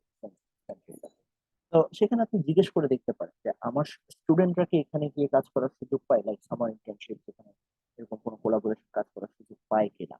যেমন আপনি সায়েন্সের, আপনি যদি মেরিন সায়েন্স চিন্তা করছেন, ফিশারিজ, মেরিন ফিশারিজ চিন্তা করছেন, বা কোনো একটা মাইনিং রিলেটেড কিছু একটা চিন্তা করছেন, কেমিক্যাল ইঞ্জিনিয়ারিং চিন্তা করছেন, তাহলে আপনার ইউনিভার্সিটিতে সেটা ল্যাব কেমন, আপনার ইউনিভার্সিটি যে এলাকায় অবস্থিত তার আশেপাশে ওই রিলেটেড ফ্যাক্টরি আছে কিনা, ওই রিলেটেড মাইনিং ক্যাপাসিটির বিষয় আছে কিনা, সেটা আপনি দেখবেন তাহলে। এবং ওখানে স্টুডেন্টদের কাজ করার সুযোগ আছে কিনা, সেটা প্রথম বছরেই থাকতে হবে, শুরুতেই থাকতে হবে এমন না, সেটা দ্বিতীয় বছর তৃতীয় বছরে থাকতে পারে। এরপর স্টেম প্রোগ্রাম, সেমিনার সিরিজ হচ্ছে, আমরা জানি যে পিএইচডি তে সাধারণত প্রথম 2 বছরেই যা পড়াশোনা, আপনার ক্লাস বেসড বা কোর্স ওয়ার্ক বেসড পড়াশোনা হয়। তৃতীয় বছর থেকে বা ইভেন কোনো কোনো ক্ষেত্রে দ্বিতীয় বছরের সেকেন্ড সেমিস্টার থেকেই দেখা যাচ্ছে আর course based, specific course based পড়াশোনা হয় না, তখন হচ্ছে সবকিছু রিসার্চের উপরে। রিসার্চের পাশাপাশি যেটা থাকে সেটা হচ্ছে সেমিনার। আপনি যদি সিলেবাস দেখেন বা ওদের রিকোয়ারমেন্ট দেখেন, তাহলে দেখবেন যে সেমিনার ক্লাসেস, এটাই ওখানে বলা আছে যে সেমিনার কি কি হচ্ছে। তো সেমিনার সিরিজটা কিরকম, অর্থাৎ এখানে সবসময় এই যে কিছুক্ষণ আগে একটা প্রশ্ন আসলো যে কনফারেন্স পেপার প্রেজেন্টেশন করা, এই ধরনের কনফারেন্স বা সেমিনার আয়োজন করছে university, how frequently they are doing it, এটা আপনি দেখতে পারেন যে বছরে একবার করছে, দুইবার, তিনবার, চারবার করছে। সেই সেমিনার সিরিজে কারা পার্টিসিপেট করছেন, কি ধরনের সেমিনার সিরিজ করছে, আপনার রিলেটেড সেমিনার সিরিজ তারা করে কিনা। যেমন আমি ইউকনে যাচ্ছি, ইউনিভার্সিটি অফ কানেক্টিকাটে যাচ্ছি, তাদের ওখানে micro seminar series, macro seminar series আলাদা আলাদা করে করা আছে এবং তাদের দেখানো আছে যে এই বছরে আমরা ম্যাক্রো সিরিজ করেছি 4টা বা 5টা। এবং এখানে লোকেশনও একটা ব্যাপার, যেটা কানেক্টিকাটের একজন প্রফেসর যদি এবার আমাকে বললেন যে কানেক্টিকাট যে খুব বেশি টাকা পয়সা দিয়ে দিতে পারে প্রফেসরদেরকে নিয়ে আসে, বাইরের ভালো প্রফেসর নিয়ে আসে, ব্যাপারটা এরকম না। ব্যাপারটা হচ্ছে কি, কানেক্টিকাটের আশেপাশে খুব কাছাকাছি দূরত্বে, 1 ঘন্টা, 2 ঘন্টা, 3 ঘন্টা দূরত্বে বোস্টনের সব ইউনিভার্সিটি আছে, এদিকে নিউ হ্যাভেন কানেক্টিকাটের ইয়েল আছে, ওপাশে নিউ ইয়র্ক ইউনিভার্সিটি আছে, এরকম বেশ ভালো ভালো অনেকগুলো ইউনিভার্সিটি কানেক্টিকাটের খুব কাছাকাছি দূরত্বে আছে, যারা এখানকার টপ প্রফেসররা, যারা ওয়ার্ল্ড ক্লাস প্রফেসররা, তারা হয়তো সকালবেলা ট্রাভেল করে এসে সেমিনারটা নিয়ে আবার বিকালবেলা চলে যেতে পারেন, সন্ধ্যাবেলা চলে যেতে পারেন, তাদেরকে এখানে থাকতে হয় না। ফলে আমাদের কস্টিংটাও তেমন একটা হয় না, তারাও খুব কমফোর্ট ফিল করেন, এই জন্য তারা এখানে বেশি আসেন, ফলে আমাদের সেমিনার সিরিজটা রিচ। এই যে দেখেন, লোকেশনের কারণে তাদের সেমিনার সিরিজ রিচ, এটাও আপনার ইউনিভার্সিটি সিলেকশনের একটা পয়েন্ট হতে পারে। আমি আজকে আসলে এই পুরো সিকোয়েন্সের এটাকে কি বলা যায়, অনেক তথ্য আমি একসাথে দিয়ে দিচ্ছি। আপনারা কেউ এটা মুখস্থ করে ফেলবেন ব্যাপারটা এরকম না, কিন্তু you can always come back to this slide. এই ভিডিওটা থাকবে, এখানে আপনারা আসতে পারেন, দেখতে পারেন যে কি কি বিষয় রাখবে, কি কি বিষয় আমরা কনসিডার করবো। যখন আপনি ইউনিভার্সিটি সিলেক্ট করবেন তখন এই পয়েন্টগুলোকে আপনি একটা এক্সেল ফাইলে নিয়ে নেবেন, প্রত্যেকটা এক্সেল ফাইলে নিয়ে নেবেন, এবার একটা একটা করে আপনি লিঙ্ক দিয়ে দিয়ে রাখবেন যে এই পয়েন্টে আমার ইউনিভার্সিটিটা কেমন। এইভাবে আপনি 20টা 30টা ইউনিভার্সিটি থেকে আস্তে আস্তে আপনার 10-12টা ইউনিভার্সিটি রাখতে পারেন। আর এটা আমরা সবাই জানি যে আপনি প্রোফাইলটাকে, আপনার নিজের প্রোফাইলটাকে যে লেভেলের মনে করেন, মনে করেন আমি মনে করলাম যে আমার প্রোফাইলটা হচ্ছে 75, 85, 90 লেভেলে, তাহলে আমি ইউএস নিউজ এর র্যাঙ্কিং হিসাব করে যদি বলি, তাহলে আমার প্রোফাইলের চেয়ে ভালো 2-3টা ইউনিভার্সিটিতে আমি অ্যাপ্লাই করবো, আমার প্রোফাইলে 5-6টা ইউনিভার্সিটিতে অ্যাপ্লাই করবো, আর চেয়ে নিচের দিকে 2-3টে ইউনিভার্সিটিতে আমি অ্যাপ্লাই করবো, এটাকে শিওর শর্ট, একটা কমন কোয়ালিফিকেশন বলা হয় আর কি। এইভাবে করে অ্যাপ্লিকেশন করলে সাকসেসের যে প্রবাবিলিটি সেটা বেড়ে যায়। ওকে, স্টেম প্রোগ্রাম, পরের পয়েন্টে আসে স্টেম, অর্থাৎ science, technology, engineering, mathematics. STEM program হওয়ার যে সার্টিফিকেশন, সেটা যদি প্রোগ্রামের থাকে তাহলে এটার সাথে জব প্লেসমেন্টের একটা গুরুত্বপূর্ণ ভূমিকা আছে। স্টেম হলে সেটা বোঝা যায় যে আপনি রিসার্চে দক্ষ, আপনি এই যে সায়েন্স ইয়ার মধ্যে দক্ষ, সুতরাং আপনার প্রোগ্রাম প্লেসমেন্ট, আপনার জব প্লেসমেন্ট, এটা একটা গুরুত্বপূর্ণ ভূমিকা রাখবে। আর যারা ওখানে স্টাবলিশ হতে চান, যদি ওখানে গিয়ে পড়াশোনা করতে চান, পড়াশোনা পরে আবার আপনার পিএইচডি এনরোলমেন্টের জন্য এটার গুরুত্ব আছে। যদি আপনি এখন এমএসসি র জন্য যাচ্ছেন, এরকম হয়, আপনি যদি পিএইচডি করেন, আপনি ওখানে চাকরি করতে চান, বিশেষ করে ফ্যাকাল্টি পজিশনে যদি যেতে চান, বা আপনি ডাটা সায়েন্স রিলেটেড কাজ করতে চান, বা আপনার এরিয়াতে রিসার্চ করতে চান, তাহলে স্টেম প্রোগ্রামের গুরুত্ব আছে, স্টেম থেকে প্লেসমেন্টটা বেটার হয়। ওকে, এরপরে দেখার বিষয় হচ্ছে আপনার প্লেসমেন্টের পাশাপাশি ওদের প্লেসমেন্ট হিস্ট্রি। প্রত্যেকটা ইউনিভার্সিটি কিন্তু বেশিরভাগ ক্ষেত্রে প্লেসমেন্ট হিস্ট্রি ওদের কাছে থাকবে, সেটা কমনলি দিয়ে দিতে পারে যে গত কয়েক বছরে আমার এই প্লেসমেন্ট আছে, অথবা এভাবে বছর ভিত্তিক দিয়ে দিতে পারে, 2022, 2023, তারপরে 21, 20, এভাবে করে বছর ওয়াইজ প্রত্যেকটা স্টুডেন্টের নাম, তারা কে কোথায় গেছে সেটা দিয়ে দিতে পারে। এখানে দেখার মূল বিষয় হচ্ছে যে এটা কি ইমিডিয়েট প্লেসমেন্ট কিনা, সেটা একটা বিষয়। মনে করেন কেউ একজন ওখান থেকে আরেক জায়গায় পড়াশোনা করেছে, কিংবা আরেক জায়গায় প্রথমে একটা চাকরি করেছে, 2-3 বছর 4 বছর পরে সে আরেক জায়গায় যেখানে গেছে সেটার নাম এখানে আছে, এরকম হলে সেটা বেশি তথ্য মানে ইনফরমেটিভ আপনার জন্য হবে না। ইমিডিয়েট প্লেসমেন্ট হলে that would be better for your decision making. তারপরে আরেকটা ব্যাপার খেয়াল করতে হবে, সেটা হলো, মনে করেন আমি একটা ইউনিভার্সিটিতে এবার অ্যাপ্লাই করেছিলাম, ফান্ড পেয়েছিলাম, সেটাতে university SUNY, SUNY state university of New York, সেটার 4টা ক্যাম্পাস আছে, তার মধ্যে একটা একটা হচ্ছে বিনহামটন, সুনি বিনহামটন। সুনি বিনহামটনে খুব ভালো প্লেসমেন্ট হিস্ট্রি, বিভিন্ন ইউনিভার্সিটিতে তাদের স্টুডেন্টরা যাচ্ছে, বিভিন্ন জায়গায় যাচ্ছে, প্রতি বছরই 4-5 জন করে তারা বিভিন্ন জায়গায় যাচ্ছে। কিন্তু দেখা যাচ্ছে ওরা আবার প্লেসমেন্ট হিস্ট্রির ব্র্যাকেটে স্টুডেন্টের নামের সাথে ব্র্যাকেটে প্রফেসরের নাম জুড়ে দিয়েছে, যে এটা কোন প্রফেসরের কন্ট্রিবিউশন। হ্যাঁ, তো দেখা যাচ্ছে শুধু 2জন প্রফেসরের এখানে যদি আমি বলি যে 80% or 90% of the placements are contributed by this two professor.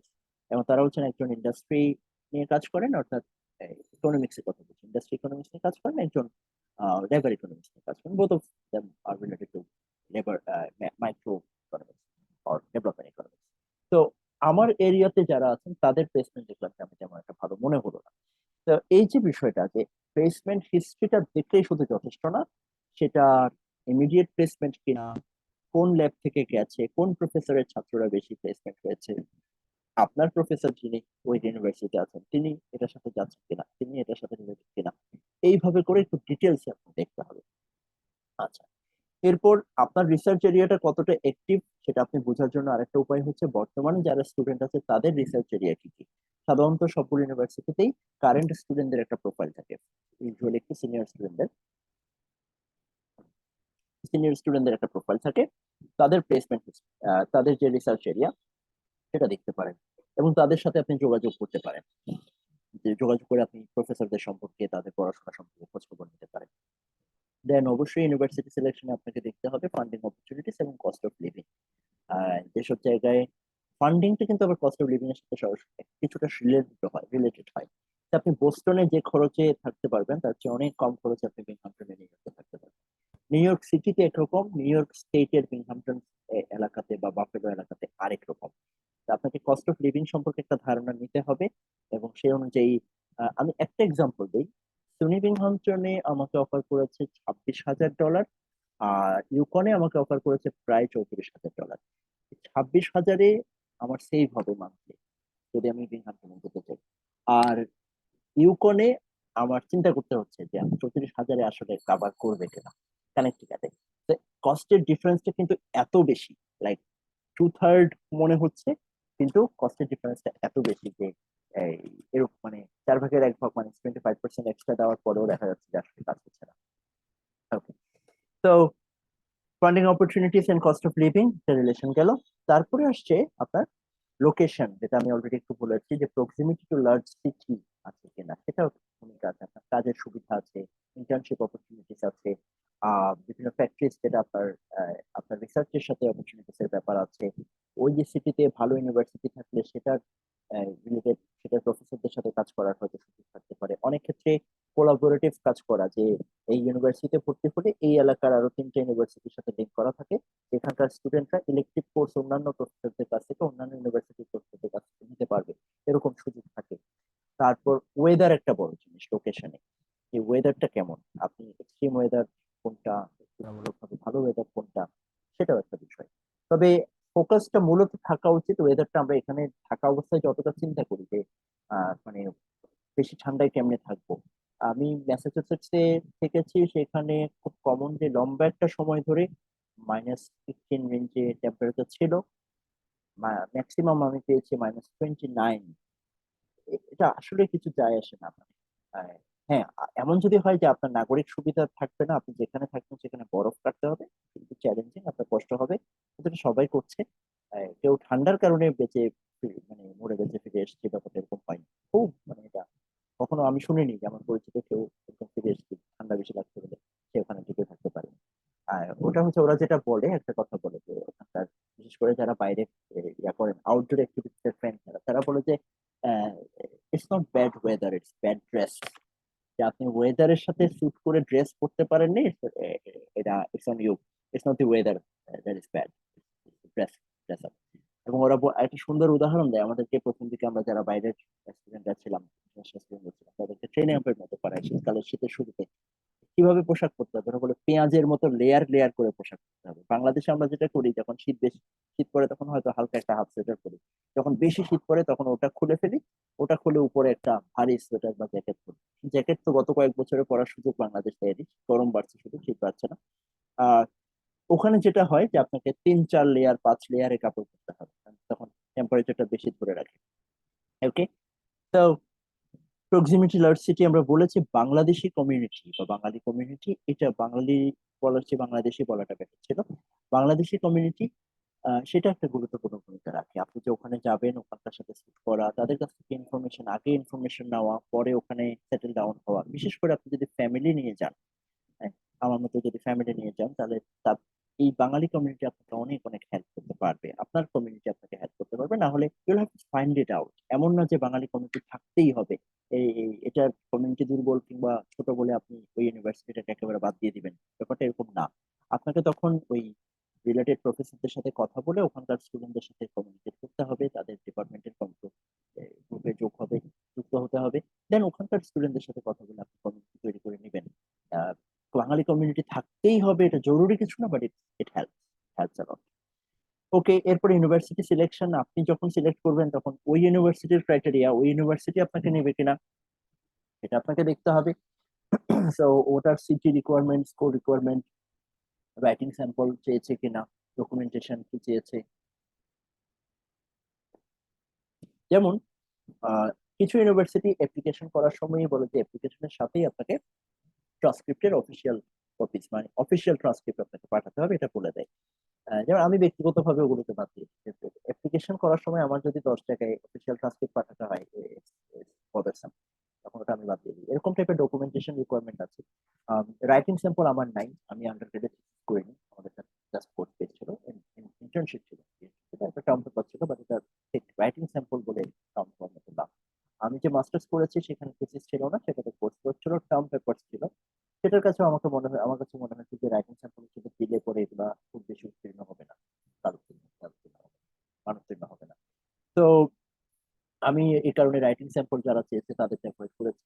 It depends যে কোথায় কি চায়, তাদের রিকোয়ারমেন্ট অনুযায়ী আপনার স্ট্রং পয়েন্ট কি সেটার সাথে ম্যাচ করা।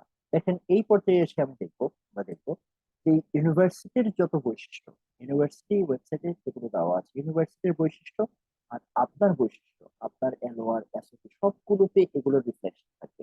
ইউনিভার্সিটির যে সাবজেক্ট নিয়ে পড়ায়, যে স্পেশালাইজেশন অফার করে, সেই স্পেশালাইজেশন নিয়ে আপনাকে এসপিএল ওয়ার সিপিতে রিফ্লেকশন দেখাতে হবে। তাদের কাছে আপনি ডকুমেন্টস গুলো পুরোপুরি ব্র্যান্ডিং এর একটা অংশ, সেলফ ব্র্যান্ডিং এর একটা অংশ। আপনার ডকুমেন্টস গুলো দেখে তাদের কাছে যেন মনে হয় ইয়েস, আমরা এই স্টুডেন্টটাকে আমরা খুঁজছি, এই শিক্ষার্থী আমাদের দরকার, ম্যাচেস আওয়ার নিড, এটা যেটা মনে হয়। কমিউনিকেশন ইউনিভার্সিটি সিলেকশনের আগের ধাপেও হয়, পরের ধাপেও হয়, কন্টিনিউ হতে থাকে। সেটা হচ্ছে কমিউনিকেশন। আপনার প্রাথমিকভাবে একটা ইউনিভার্সিটি সিলেকশন করলেন, 30-40টা ইউনিভার্সিটিতে আপনি চলে আসলেন, তারপর আপনি কমিউনিকেশন শুরু করতে পারেন, এটাও হতে পারে।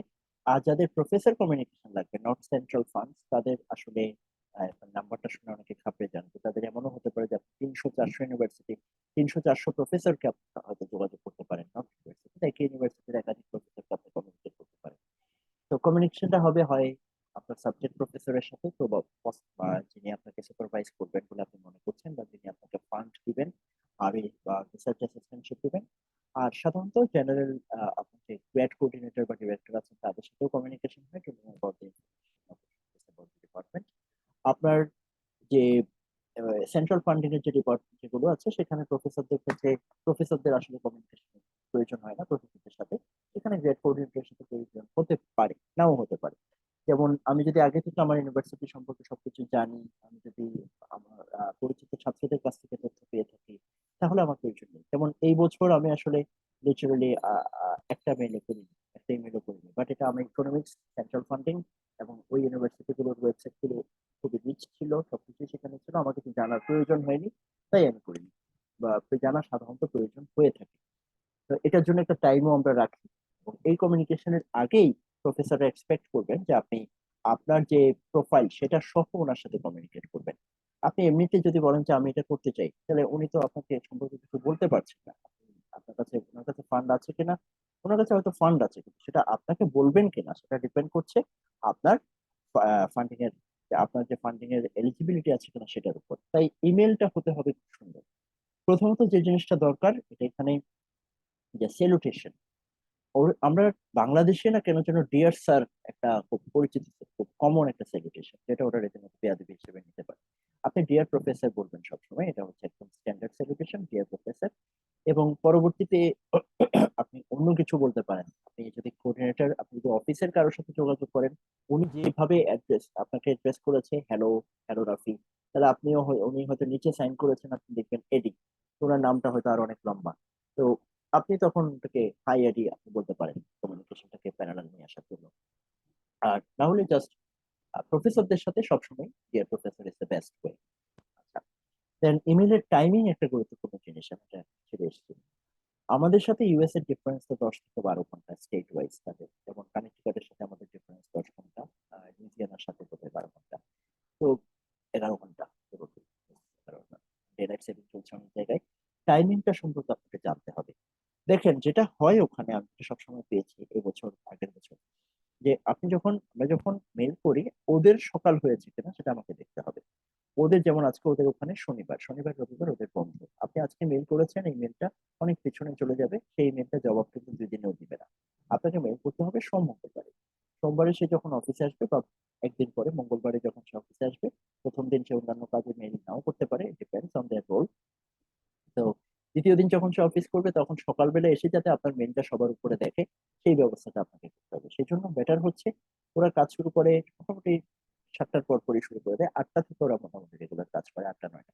আপনি এখানে বাংলাদেশের থেকে ইমেলটা করবেন ওইরকম একটা টাইম, যাতে আপনার মেলটা ওনার একেবারে সামনে থাকে।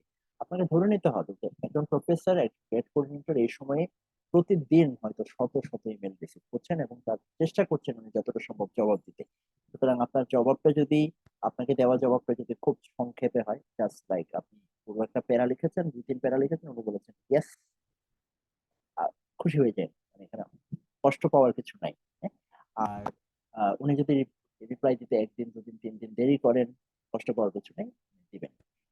এটার জন্য কিছু গুরুত্বপূর্ণ বিষয় আছে, টাইমিং এর পাশাপাশি যেটা বললাম যে সম্বোধনটা ঠিক রাখা, ইমেল আইডিটা দেখতে কেমন এটাও গুরুত্বপূর্ণ, এটা আমি লিখতে ভুলে গেছি। আপনার ইমেল আইডিটা, ধরেন আমার ইমেল আইডি হচ্ছে rafi.munir@gmail.com। তাহলে আমি যে রাফিউল মুনির, এতে কোনো সন্দেহ নেই। তো কারো কারো ইমেল আইডি একটু ব্যতিক্রমী থাকে, যাদের মানে তখন দেখা যায় যে আসলে এটা কে সেটা বোঝা যাচ্ছে না, বা তো আনপ্রফেশনাল একটা ব্যাপার চলে আসে। তো ওই জিনিসটাও আমাদের দেখতে হবে যে আসলে প্রফেশনাল একটা ইমেল আইডি আমরা রেখেছি কিনা।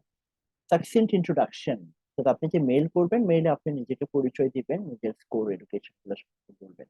খুব সংক্ষেপে আপনি মেলটা করতে পারেন, যত সংক্ষিপ্ত, টু দ্য পয়েন্ট, এবং যত আপনি যে জিনিসটা দেখাতে চান সেটাকে যদি আপনি হাইলাইট করে মাঝে রাখতে পারেন, তাহলে এটা আপনার রিপ্লাই পাওয়ার গুরুত্বটা বাড়িয়ে দিবে। এবং আপনি চিন্তা করেন, আপনি যাকে লিখছেন, you are not only asking about something, আপনি কিন্তু এখান থেকেই আপনার ইভ্যালুয়েশন শুরু হয়ে গেছে। প্রফেসর আপনার প্রথম মেল থেকেই আপনাকে ইভ্যালুয়েশন করছে যে ওর কমিউনিকেশন কেমন, ওর রাইটিং স্কিল কেমন।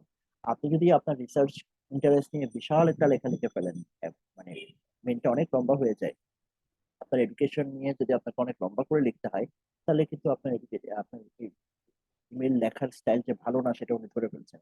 তাহলে উনি কিন্তু ধারণা করতেই পারেন ইমেলটা সঠিকভাবে বা সুন্দরভাবে লিখতে পারেনি সাকসেন্টলি, তাহলে this guy will not be able to right properly for research papers.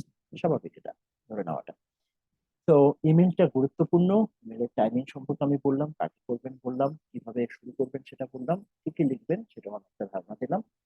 লেখার সময় আর একটু বলে দিই যে আমরা কিভাবে লিখতে পারি। ইমেলে প্রথমেই আসবে যে হ্যাঁ আমি অমুক, আমি এটা নিয়ে কাজ করার চেষ্টা করছি, আর আমি এখন এরকম ডিপার্টমেন্টাল, লাইক এই এই বিষয়ে আমি পিএইচডি করতে চাই, আমার মূল চাহিদা হচ্ছে এই, বা আমার রিসার্চ ইন্টারেস্ট হচ্ছে এই। খুব সংক্ষেপে এক প্যারার মধ্যে 2-3 লাইন 4 লাইন। দেন এডুকেশন, আমার প্রোফাইল, শর্ট প্রোফাইল দিয়ে আপনি জাস্ট এক লাইনে করে এডুকেশন গুলো দিয়ে দিতে পারেন, কোর্স গুলো দিয়ে দিতে পারেন। তাহলে এরপরে আপনি জাস্ট পোলাইটলি আপনি রিকোয়েস্ট করবেন যে আপনার সাথে যদি অপশন থাকে, সুযোগ থাকে, আপনি জানান, বা আমি কিভাবে আপনার সাথে যুক্ত হতে পারি সেটা আমাকে জানান, ইত্যাদি। আর মেইলের যদি প্রথম মেইলটার পরে রেসপন্স আসলো, আপনি একবার দুইবার তিনবার এরকম যদি মেইলের বিষয় থাকে, তাহলে আপনি পরবর্তীতে কিন্তু তাদের ইউনিভার্সিটি রিকোয়ারমেন্টস, আপনার প্রিপারেশন, আপনি কিভাবে নিজেকে প্রিপেয়ার করতে পারেন, আরো ভালো প্রোফাইল কিভাবে তৈরি করতে পারেন, কোন বিষয়টা প্রোফাইলে হাইলাইট করা উচিত, এই ধরনের সম্পর্ক আপনার ডিপেন্ড করছে প্রফেসরের সাথে কতটা সম্পর্ক তৈরি হয়েছে, রেপোর্ট হওয়া কতটা তৈরি হয়েছে, রেপোর্ট বিল্ড আপ হয়েছে, সেটার উপরে আপনি জিজ্ঞেস করতে পারেন।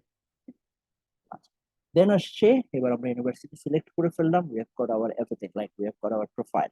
এখন আমরা অ্যাপ্লাই করবো। আমরা ট্রান্সক্রিপ্ট হাতে পেয়েছি, অফিসিয়াল ট্রান্সক্রিপ্টের ব্যাপারটা বুঝেছি, তারপর আমরা এসওপি করেছি, অ্যানোভার করেছি, আমরা ইউনিভার্সিটি সিলেক্ট করেছি, এখন আমরা অ্যাপ্লাই করছি। জিআরই আইএলটিএস স্কোর আমরা তৈরি করেছি, এখন আমরা অ্যাপ্লাই এর জন্য প্রথম হচ্ছে আপনার প্রোগ্রাম ওয়েবসাইটটা খুব থরলি পড়তে হবে। প্রোগ্রাম ওয়েবসাইটে কিন্তু বিস্তারিত তথ্য থাকে, অনেক ভালো তথ্য থাকে, সেই তথ্যটা আপনাকে আগে নিতে হবে। সেই তথ্য আপনি যত ভালো করবেন, আপনার অ্যাপ্লিকেশন তত ভালো হবে, এবং সেই তথ্যের উপর বেস করেই কিন্তু আপনার এসওপি, এলওআর, সিভি সবকিছুতে রিফ্লেকশন থাকতে হবে। সেই রিফ্লেকশনটা আপনার জন্য, আপনার প্রোফাইলটাকে সুন্দর করে তুলবে। তাদের যে কোয়ালিফিকেশন এবং যে ডকুমেন্টেশন রিকোয়ারমেন্ট আছে, খুব ভালোভাবে আপনাকে দেখতে হবে। এরপর হচ্ছে সব ধরনের ডকুমেন্ট, আগেই অ্যাপ্লিকেশন পোর্টালটা ভালোভাবে ঘেটে সব ধরনের ডকুমেন্ট নিয়ে নেওয়া। সেই ডকুমেন্টগুলো যেগুলো আপলোড করার দরকার হবে, আপলোড করার দরকার হলে সেগুলোকে পরিষ্কার অবশ্যই থাকতে হবে, এবং পাশাপাশি যাতে স্মল ফাইল সাইজ হয় সেটা তাদের জন্য সুবিধা, আপনার জন্য সুবিধা। অনেক ইউনিভার্সিটিতে ক্রাইটেরিয়া দিয়ে দিতে পারে। কিছু ইউনিভার্সিটি ফর এক্সাম্পল, আমি আমি ভুলে গেছি কোন ইউনিভার্সিটি, বাট একটা ইউনিভার্সিটি আমি এরকম পেয়েছি, ওরা বলে দিয়েছে ব্ল্যাক এন্ড হোয়াইটে আপলোড করার জন্য। ধরেন আমার এখন ট্রান্সক্রিপ্টে আমার হচ্ছে একটু নীল কালার বা ইত্যাদি আছে, হালকা একটা লোগোর ব্যাপার আছে, ওরা যেহেতু বলে দিয়েছে গ্রেসেল করার জন্য, তাহলে আমাকে সেটা করতেই হচ্ছে। আমি তখন ওটাকে গ্রেসেল করে নিয়ে তখন আপলোড করেছি।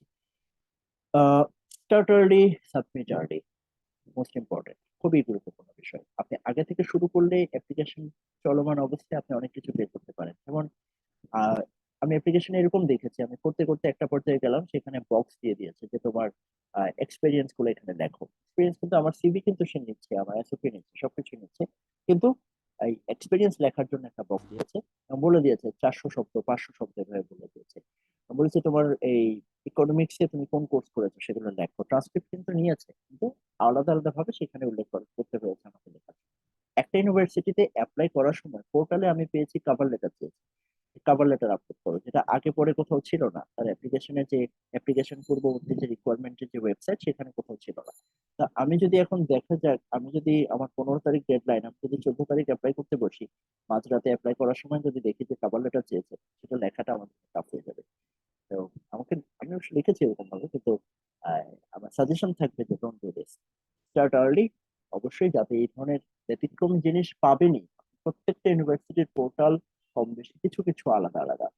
ওই আলাদা আলাদা, যেমন আমার 11টার মধ্যে প্রায় 4টা university same structure portal use করে। কারো কাছ থেকে তারা হায়ার করেছে, from same company, same structure, same data set. তো সেটা আমি একরকম মিলিয়ে, তো বাকিগুলো সবগুলো 6টা ইউনিভার্সিটি আলাদা আলাদা পোর্টাল, আলাদা আলাদা দেখতে, ডিজাইনটা আলাদা, আপনার ডকুমেন্ট রিকোয়ারমেন্ট আলাদা, টাইপসেটিং আলাদা, লেখার স্টাইল আলাদা, হয়তো রিকোয়ারমেন্ট আলাদা। তো এই কাজটা করার জন্য আপনাকে আগে শুরু করতে হবে, আগে শেষও করতে হবে। আপনি যদি সাবমিট আর্লি করেন তাহলে যেটা হয়, আম, একটা হচ্ছে আপনার এলওআর এর জন্য প্রফেসররা রেকমেন্ডেশন লেটার সাবমিট করার জন্য একটা সময় পাচ্ছেন। বেশিরভাগ ইউনিভার্সিটি আপনার এডমিশন ডেডলাইনের পরেও কয়েকদিন সময় দিবে, কোনো কেউ হয়তো 3 দিন, কেউ হয়তো 7 দিন পর্যন্ত সময় দিবে প্রফেসরদের অ্যাওয়ার্ডটা সাবমিট করার জন্য।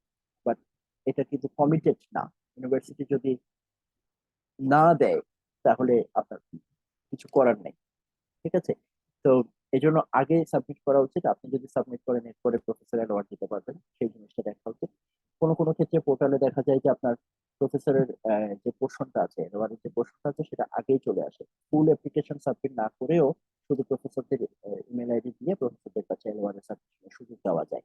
সেটাও দেখে নেবেন, যাতে আগে থেকে সাবমিশনের সুযোগ দেওয়া যায়, সেটা দিতে পারলে তো খুবই ভালো।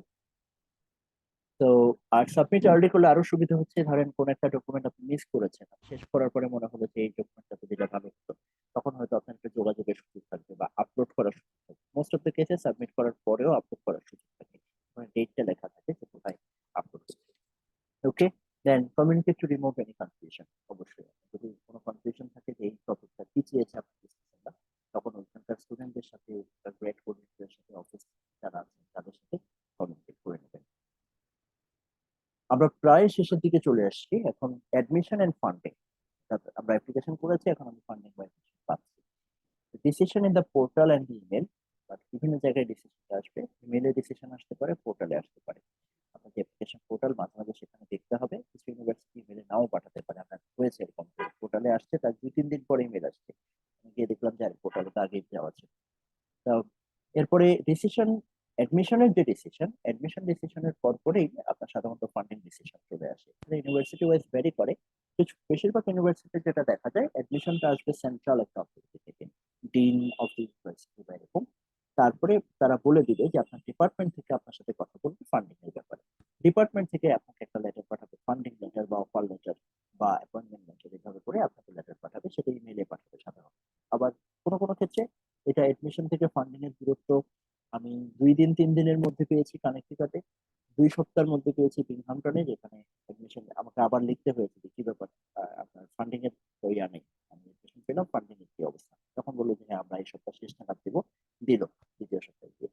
আহ, দুটো ইউনিভার্সিটি এরকম হয়েছে, যেমন আমেরিকান ইউনিভার্সিটি আমার অ্যাডমিশন দিয়েছে, আমি তাদেরকে বললাম ফান্ডিং এর ব্যাপারে, নো রেসপন্স। পরে ওখানকার স্টুডেন্টের সাথে আমি কথা বললাম, বললো মে মাসের আগে তারা ফান্ডিং সম্পর্কে কোনো কথা বলবে না, এটা ওদের প্রসেস এরকম। ওরা সাধারণত ওখানকার লোকাল স্টুডেন্টদেরকে বেশি ইয়ে করে, যার কারণে ভিসা রিকোয়ারমেন্টের জন্য কেউ আটকে থাকে না। তাই এই জিনিসটা যদি আমি আগে জানতাম, দেখেন ইউনিভার্সিটি সিলেকশনে আমার একটা বলে দিচ্ছিল, এই জিনিসটা আগে জানলে আমি হয়তো আমি এখানে অ্যাপ্লাই করতাম না। এরপর আম, সে টেক্সাস টেকে অ্যাডমিশন দিল। অ্যাডমিশনের পরে আম, আমি যখন প্রথমত অ্যাকসেপ্ট, যে পোর্টালে যে অ্যাকসেপ্টের জায়গাটা আছে সেই জায়গাটাতে দেখা গেল যে আমি কিছু করলাম না, কোনো ফান্ডিং এর কোনো অপশন এখনো আসছে না। তারপরে আমি একজনের কাছ থেকে জেনে আমি ওখানে অ্যাকসেপ্ট করলাম। অ্যাকসেপ্ট যখন করলাম, সাথে সাথে আমার কাছে একটা ফান্ডিং লেটার আসলো, টিউশন ওয়েভার, এবং বললো যে ফলে $500 এবং স্ক্রিনে $500। এটা এটা হচ্ছে প্রাথমিকভাবে ফান্ডিং ইউনিভার্সিটির কর্তৃপক্ষ থেকে। এরপরে বলে দিল যে এপ্রিলের 15 তারিখের পরে তোমাকে ডিপার্টমেন্ট থেকে ফান্ডিং অফার দেওয়া হবে, তখন এই ফান্ডটা ওটা দ্বারা রিপ্লেস হবে। তো এক একটা ইউনিভার্সিটির এক একটা টাইপ। আপনি যদি এটা আগে জানতে পারেন ইউনিভার্সিটি সিলেকশনের সময়, তাহলে আপনার ইউনিভার্সিটি সিলেক্ট করতে সুবিধা হবে যে এই টাইপের সাথে আসলে আমার সাথে যাচ্ছে কিনা। আচ্ছা, ফান্ডিং এর টাইপ সম্পর্কে সবার ধারণা আছে, আমি একটু একটু বলে যাই। প্রথমত হচ্ছে টিউশন ওয়েভার। কত টাকা, কত টিউশন, মানে আমাদের এটা সাধারণত in state tuition, out of state tuition, আমরা যারা বাইরের লোক তাদের কোনো out of state tuition offer করে, সেটার পরিমাণটা অনেক বেশি।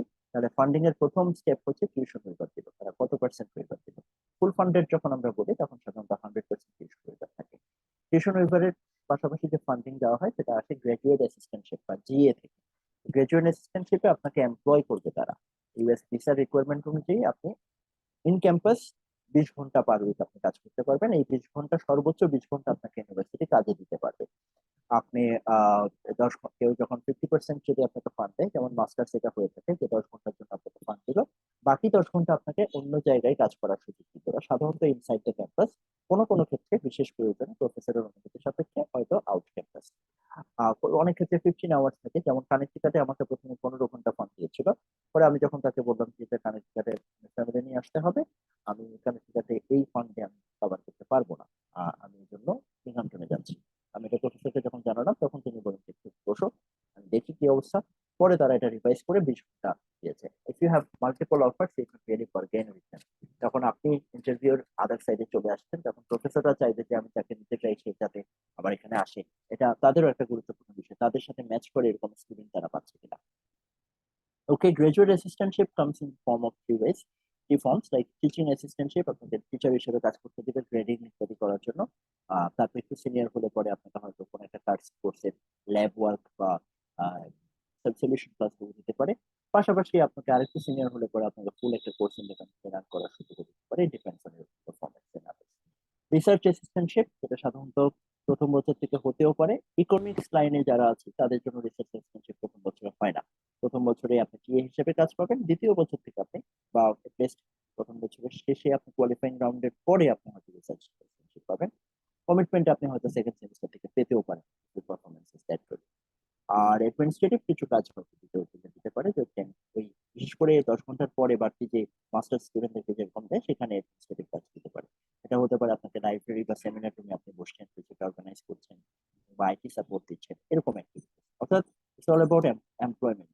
আপনাকে কাজ করার সুযোগ দিচ্ছে, সেটার একটা বেতনের হিসাব আছে, বছরে আপনাকে কত টাকা দেওয়া হবে সেটার সাথে এবার রিলেট করে যে আমি টিউশন বাবদ এত টাকা ওয়েজ করছি, এবং এত টাকা ট্যাক্স বাবদ কাটবো, এই টাকাটা হেলথ ইন্স্যুরেন্স বাবদ কাটতে পারি, এত টাকা কিছু ফি হিসেবে কাটবো, ইউনিভার্সিটির টিউশনের বাইরে কিছু ফি থাকে, সেই ফি কাটবো।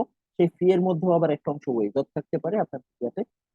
হেলথ ইন্স্যুরেন্সের হেলথ ইন্স্যুরেন্স আবার ইউনিভার্সিটি দিয়ে দিতে পারে, সাবসিডাইজড করতে পারে, যেমন ইউকনে সাবসিডাইজড হেলথ ইন্স্যুরেন্স, যেখানে আপনার ওখানে ডলার লাগার কথা 100-120 ডলারের মতো, সেখানে ওরা $21 মাত্র স্টুডেন্টকে চার্জ করবে। আপনার বিংহামটনে, সরি, ইউনিভার্সিটি অফ মিজৌরিতে অফার করেছে হেলথ ইন্স্যুরেন্স, এটা স্টুডেন্টের যে হেলথ ইন্স্যুরেন্স সেটা ইউনিভার্সিটি বেয়ার করবে। এরকম এক একটা ইউনিভার্সিটি এক এক ধরনের প্যাকেজ আপনাকে দেবে, আপনাকে সুটেবিলিটি দেখতে হবে যে আপনার এলাকার সাথে, ইউনিভার্সিটির সাথে, প্রোগ্রামের সাথে কোনটা যাচ্ছে। ফেলোশিপ একটা বিষয় আছে, ফেলোশিপটা হচ্ছে কোনো ধরনের ওয়ার্ক কমিটমেন্ট ছাড়া। যেমন অ্যাসিস্ট্যান্টশিপটা হচ্ছে আপনাকে বলে দিল যে আপনার এত ঘন্টা কাজ করতে হবে, আর ফেলোশিপের ক্ষেত্রে আপনার কোনো কাজের কোনো কমিটমেন্ট নেই। এটা অনেক ক্ষেত্রে বলা হয় যে আপনি মানে প্রতি বছরে ওদের সাধারণত দেখা যায় আউটস্ট্যান্ডিং স্টুডেন্ট, আউটস্ট্যান্ডিং অ্যাপ্লিকেশন, এরকম ফেলোশিপ থাকে। কোনো কোনো ক্ষেত্রে সামার ফেলোশিপ থাকে, যে সামারে প্রথম বছরে সামারে স্টুডেন্টরা কোয়ালিফাইং এক্সাম দিবে, সে কারণে তারা হয়তো আহ, কাজ করতে পারবে না, সেটাতে সাপোর্ট দেওয়ার জন্য তাদের একটা সামার ফেলোশিপের ব্যবস্থা থাকতে পারে, এরকম টাইপের। তো কনফার্মেশন প্রসেস এটা হলো যে আপনি পোর্টালে কনফার্ম করা, দেন সাইন, ডকুমেন্ট সাইন করা। এই যেমন কানেক্টিকাটে আমাকে ইমেইলের মাধ্যমে বলেছে ওকে পোর্টালে কনফার্ম করো, সেটা সেটা আমাদেরকে জানাও। ইমেইলে আমি যে অফার লেটারটা পাঠিয়েছি সেটা সিগনেচার করে আবার আপলোড করো, সাইন করে আপলোড করো। এবং সেটার জন্য ডেডলাইন থাকে, আপনার অফার লেটারে সাধারণত ডেডলাইনটা বলা থাকবে, usually the deadline is 15 April. আর যারা 15 এপ্রিলের পরে যদি কেউ অফার পান, যেমন আমার ফ্রেন্ডদের মধ্যে কেউ পেয়েছে, ফ্রেন্ডস কলিগস এর মধ্যে দুইজন, তাদেরকে অফার করেছে 14 এপ্রিলে, তাদেরকে লেটার দিয়েছে এবং ডেডলাইন দিয়েছে 21 এপ্রিল। 21 এপ্রিলের মধ্যে তাদেরকে জানাতে হবে, like today is the deadline they are starting on that. So then university হয়ে গেল, এবার হচ্ছে ভিসা প্রসেসিং। ভিসা প্রসেসিং এই পর্যায়ে আমি এখন আটকে আছি। আমার জন্য সবাই দোয়া করবেন। আমি এখন ভিসার জন্য আছি। এটা একটা গল্পের মতো আর কি। বন্ধু বান্ধব সবাই বেড়াতে যাচ্ছে, হেলিকপ্টারে একটা জায়গায় ঘুরতে যাবে, লাস্ট একজন জয়েন করতে করতে সে এখন, তাকে একটাই ক্রাইটেরিয়া, সেটা হচ্ছে তার কাছে একটা চাকরি। এরকম একটা ব্যাপার আমার অবস্থা। আমার এখন ভিসা দরকার। ভিসা স্লট সকাল থেকে ট্রাই করছি, এখনো পাইনি। মানে জাস্ট কি বলা যায়, নট অ্যাভেলেবল বলে যাচ্ছে। ট্রাই করতে থাকতে হবে, সাধারণত ভোর রাতে গিয়ে স্লট পাওয়া যেতে পারে। এনিওয়ে, ভিসা প্রসেসিং এর স্টেপ ওয়ান হচ্ছে আপনার ইউনিভার্সিটি দিক থেকে ইউনিভার্সিটি ডকুমেন্টস গুলো। ইউনিভার্সিটি আপনার কাছ থেকে অ্যাডমিশন কনফার্মেশনের জন্য আপনার এবার যে ট্রান্সক্রিপ্ট, অফিসিয়াল ট্রান্সক্রিপ্ট গুলো, সেগুলো চাইতে পারে। ডিপ্লোমাস বা যেটাকে আমরা ডিপ্লোমা বলি, মানে সার্টিফিকেট যেগুলো আমরা বলি, সেগুলো চাইতে পারে। এগুলো আপনি কোরিয়ারের মাধ্যমে পাঠাতে পারেন। কোনো কোনো ইউনিভার্সিটি আপনাকে বলতে পারে যে ট্রান্সক্রিপ্ট গুলো এখন পাঠাও, আরো কিছু ডকুমেন্ট তোমাকে সাথে করে নিয়ে আসতে হবে। আদারওয়াইজ প্রথম সেমিস্টারে তুমি কোর্স নিতে পারবে, দ্বিতীয় সেমিস্টারে কোর্স নিতে পারবে না যদি তুমি এই ডকুমেন্টস গুলো আপলোড না করো, আমাদেরকে না দেখো, না দাও, কেমন না দাও। তারপর আপনি I-20 চাইবেন, যেটা স্টুডেন্টদের জন্য I-20। I-20 জন্য আপনার পাসপোর্টের কপি ওরা নেবে, অফার লেটার্স গুলো আপলোড করা, সাইন্ড অফার লেটার গুলো, দেন ফাইন্যান্সিয়াল কিছু সাপোর্ট আপনার দরকার হতে পারে। আপনি যদি ফুললি ফান্ডেড স্টুডেন্ট হন এবং আপনি যদি একা যান, তাহলে আপনার সারপ্লাস থাকবে ফান্ডে। ওরা যে টাকা দিবে তাদের লিভিং এক্সপেন্সেস, তাদের অনুযায়ী হিসাব হিসাব করে দেখা যাবে আরো বাড়তি টাকা রয়ে গেছে। আর যদি আমার মতো ফ্যামিলি নিয়ে যান, তাহলে ফ্যামিলির জন্য যে টাকা দরকার সেগুলো ওয়েবসাইটে থাকে বা ওরা জানায়, সেগুলো যোগ বিয়োগ করার পরে দেখা যাবে কিছু ঘাটতি থাকবে। সেই ঘাটতিটা আপনি কিভাবে কাভার করবেন, সেটার জন্য ব্যাংক স্টেটমেন্ট ইত্যাদি I-20 প্রসেসিং যে department, ISSS, international student support services, তাদেরকে আপনাকে পাঠাতে হবে। পাঠিয়ে ওই নির্দিষ্ট ফর্ম আছে, নির্দিষ্ট পোর্টাল আছে, সেখানে আপনি সবকিছু আপলোড করবেন, করে আপনি I-20 জন্য রিকোয়েস্ট করবেন। Usually it will take 7 to 12 days, 7 to 14 days, 1 or 2 weeks. Visa অ্যাপ্লিকেশনে প্রথম কাজ হচ্ছে DS-160 ফর্ম ফিল আপ করা। আমি একটু করে জানিয়ে যাচ্ছি, অনেকে সাপোর্ট হতে পারে, অনেকে অন্যদেরকে বলার জন্য সুবিধা হতে পারে, এই জন্য আমি এখন জানিয়ে দিচ্ছি। 160 ফর্ম হচ্ছে বেসিক্যালি আপনার ডিটেলস, ভিসা অ্যাপ্লিকেশন, দেন ফি পেমেন্ট করা, এখন যেটা 185 টাকা করে চলছে পার পার্সন। সেভিস ফি, স্টুডেন্ট বা এক্সচেঞ্জ ভিজিটর ইনফরমেশন সিস্টেম যেটা আছে তাদের, সেটার জন্য একটা ফি $350। সেটা শুধু F1 বা যিনি মূল স্টুডেন্ট, সেটা আমরা চারজন যাচ্ছি, আমি আমার দুই কিড সহ, স্পাউস সহ, চারজনের জন্য 4টা DS-160 আমাকে ফিল আপ করতে হবে। চারজনের 185 × 4 আমাকে পেমেন্ট করতে হবে 84,000 সামথিং। অ্যাপ্লিকেশন কিন্তু সেভিস ফি দিতে হবে শুধু আমার জন্য $350। ভিসা স্লট বুকিং এরপরে আসছে, যেখানে আমি আটকে আছি এখন, স্লট বুকিং এর জন্য ক্লিক করছি। আমরা দিনে 5-6 বার গেলে আবার থ্রেড দেয় যে তোমার কিন্তু লক করে দিব, তুমি অলরেডি ম্যাক্সিমাম টাইম কভার করে ফেলছো ইত্যাদি। দেন ভিসা স্লট এখন যদি আমি করি, এখন যারা করছে তারা পাচ্ছে জানুয়ারিতে। আমার প্রোগ্রাম শুরু হচ্ছে অগাস্টে। অগাস্টে আমাকে যেতে হবে। তা এরপরে আমাকে যে কাজটা করতে হবে সেটা হচ্ছে ইমার্জেন্সি ভিসা অ্যাপয়েন্টমেন্ট, সাধারণত ইয়ার নামে পরিচিত। আমাকে আমার ডকুমেন্টস গুলো সহ আপলোড করে আমাকে জানাতে হবে যে ভাই আমার তো প্রোগ্রাম শুরু হয়ে যাবে, আমি ট্রেনের টিকিটও করে ফেলছি এত তারিখে, বা আমার এত তারিখে যাইতে হবে, আমাকে একটা ইমার্জেন্সি রিপোর্ট দিয়ে দাও, শিডিউল দাও। তখন তারা সেটা কনসিডার করবে। সাধারণত পিএইচডি স্টুডেন্টদেরকে দিয়ে দেয়, ফুললি ফান্ডেড স্টুডেন্টদেরকে সাধারণত দিয়ে দেয়, সাধারণত কোনো সমস্যা হয় না। এখন যারা ইয়ার পাচ্ছে, আজকে কালকে দেখা যাচ্ছে আপনার ইয়ারের জন্য আজকে সকালে অ্যাপ্লাই করে দুপুরে পেয়েছে, 1.5 ঘন্টার মধ্যে রিপ্লাই ইয়ার পেয়েছে, জুন মাসে সেরকমও আছে, মে মাসে পেয়েছে সেরকমও আছে। তো থাকে ফুল ফান্ডের জন্য। সুপার ফ্রাইডেজ সেটা হচ্ছে আপনি ইয়ার পেলেন না, আপনার হয়তো কিছু 10% ওয়েভারের হয়তো ঘাটতি আছে, হয়তো 80% ওয়েভার দিয়েছে, বাকি 20% আপনি নিজের টাকায় যাচ্ছেন। তখন অনেক সময় আপনার ডেফিসিট যদি বেশি থাকে আপনাকে ইয়ার নাও দিতে পারে। এই ইমার্জেন্সি শিডিউল যদি আপনাকে না দেয় সেক্ষেত্রে ওরা কিন্তু প্রচুর ছাড়ে, ওরা প্রচুর অফার ছাড়ে। মানে একটা সেলস এর মতো, সেল অফারের মতো, যে ফ্রাইডেতে তো সাধারণত বন্ধ, কিন্তু তারা সুপার ফ্রাইডে অফার দিবে, তো বললো যে আজকে 100টা স্লট ওপেন করব, ওই 100 স্লট দ্রুত গতিতে আপনাকে বুক করতে হবে। তো ওই টাইমটা খুব হ্যাকটিক যায়, আহ, রাত দিন কাজ করতে হয়। এই আর কি। যেমন গত 3-4 রাত ধরে আমি আসলে ফিল আপ করছি, মেইলের কমিউনিকেশনে কাজ করছি, সবকিছু করে করে কাজ করছি। ফাইনালি ইন্টারভিউ, ওকে, ইন্টারভিউ সময় কি কি ডকুমেন্ট নিতে হবে এবং কিভাবে কথা বলতে হবে আপনি প্রফেসরকে যখন বলবেন, একটু খেয়াল করেন, এই জিনিসটা মাথায় রাখতে হবে শুরু থেকে। এসওপি তে আপনি লিখছেন, আপনি হয়তো বলতে পারেন আমি একাডেমিয়াতে কাজ করতে চাই, আপনি রিসার্চে কাজ করতে চাই। প্রফেসরকে আপনি, প্রফেসর যখন জিজ্ঞেস করবে তখন আপনি বলতে পারেন হ্যাঁ আমি ইউএসএ কোনো একটা ভালো ইউনিভার্সিটিতে আমি কাজ করতে চাই। বাট ভিসা অফিসারকে সেটা বলা যাবে না, ভিসা অফিসার সবসময় চাইবে you return to your country. হ্যাঁ, তো moving on, preparing for abroad, flight booking early করতে হবে। কানেকটিকাটে যারা গতবার গিয়েছে বা নিউ ইয়র্কে যারা গিয়েছে, ধরেন আপনি যদি এখন ফ্লাইটে, তো আমরা জানি যারা নিয়মিত ট্রাভেল করেন বা ফ্লাইট সম্পর্কে জানেন, তারা জানেন যে ডিমান্ড সাপ্লাই যে ইয়াটা থাকে সেটার উপরে ফ্লাইটের প্রাইসটা অনেক বেশি ডিপেন্ড হয়ে যায়। যেমন আপনি যদি এখন ফ্লাইট এক্সপার্ট বা এরকম এক্সপেরিয়া কোথাও যদি কেউ যায় না, আপনি যদি দেখেন, আপনি দেখবেন জুন মাসে ফ্লাইট যাচ্ছে ইউএস এর জন্য নিউ ইয়র্কে, ঢাকা টু নিউ ইয়র্ক জেএফকে, হয়তো 77,000 78,000, কিন্তু অগাস্টে যাচ্ছে, এখন আজকে যদি আপনি ট্রাই করেন আপনি অ্যাটলিস্ট 1,40,000 দেখবেন, 1,40,000-এ। আর গত বছর যারা একদম শেষ দিকে গেছে, লাস্ট মান্থে টিকিট করেছে, যাদের অনিশ্চয়তা ছিল লাইক ভিসা টিসা সবকিছু নিয়ে, যারা লাস্ট মান্থে টিকিট করেছে, তারা কেউ কেউ 3.5 লাখ 4 লাখ টাকা দিয়ে গেছে একজন। একটা টিকিটের দাম 4 লাখ টাকা দিতে হয়। তো আর্লি বুকিং দেওয়া, রিফান্ডের অপশন রাখা, এখানে কিছু ডিসিশনের ব্যাপার আছে। যেমন আমি বুকিং দিয়ে ফেলেছি, আমি ভিসার জন্য অপেক্ষা করে শেষ পর্যন্ত আমি কাভার করতে পারবো না, জন্য আমাকে চিন্তা করতে হচ্ছে আমি বুকিং দিয়ে ফেলি, পরে যদি আমাকে বাড়তি টাকা দিয়ে, মানে আমার যদি লসও হয়, ভিসা কোনো কারণে হলো না, আল্লাহ না করুক, সেক্ষেত্রে আমার লস হলো, সেক্ষেত্রে 1 লাখ টাকা আমার লস হলেও সেক্ষেত্রে কিছু করার নেই। আচ্ছা, আরেকটা জিনিস বুকিং দিয়ে দিতে হবে, এটা অবশ্যই এলাকা ভেদে ভাগ করবে, আপনি একা যাচ্ছেন না ফ্যামিলি নিয়ে যাচ্ছেন তার উপর ভাগ করবে। সেটা হচ্ছে আপনার বাসা ভাড়া। বাসা ভাড়াটাও আগে ভাগে করে ফেলতে হয়। তখন আমি গত সপ্তাহে যখন প্রথম বাসা ভাড়া ট্রাই করলাম, গত সপ্তাহ 10 দিন আগে, তখন বলে যে বাসা তো সব ভাড়া হয়ে গেছে, কম দামি বাসা সব ভাড়া হয়ে গেছে।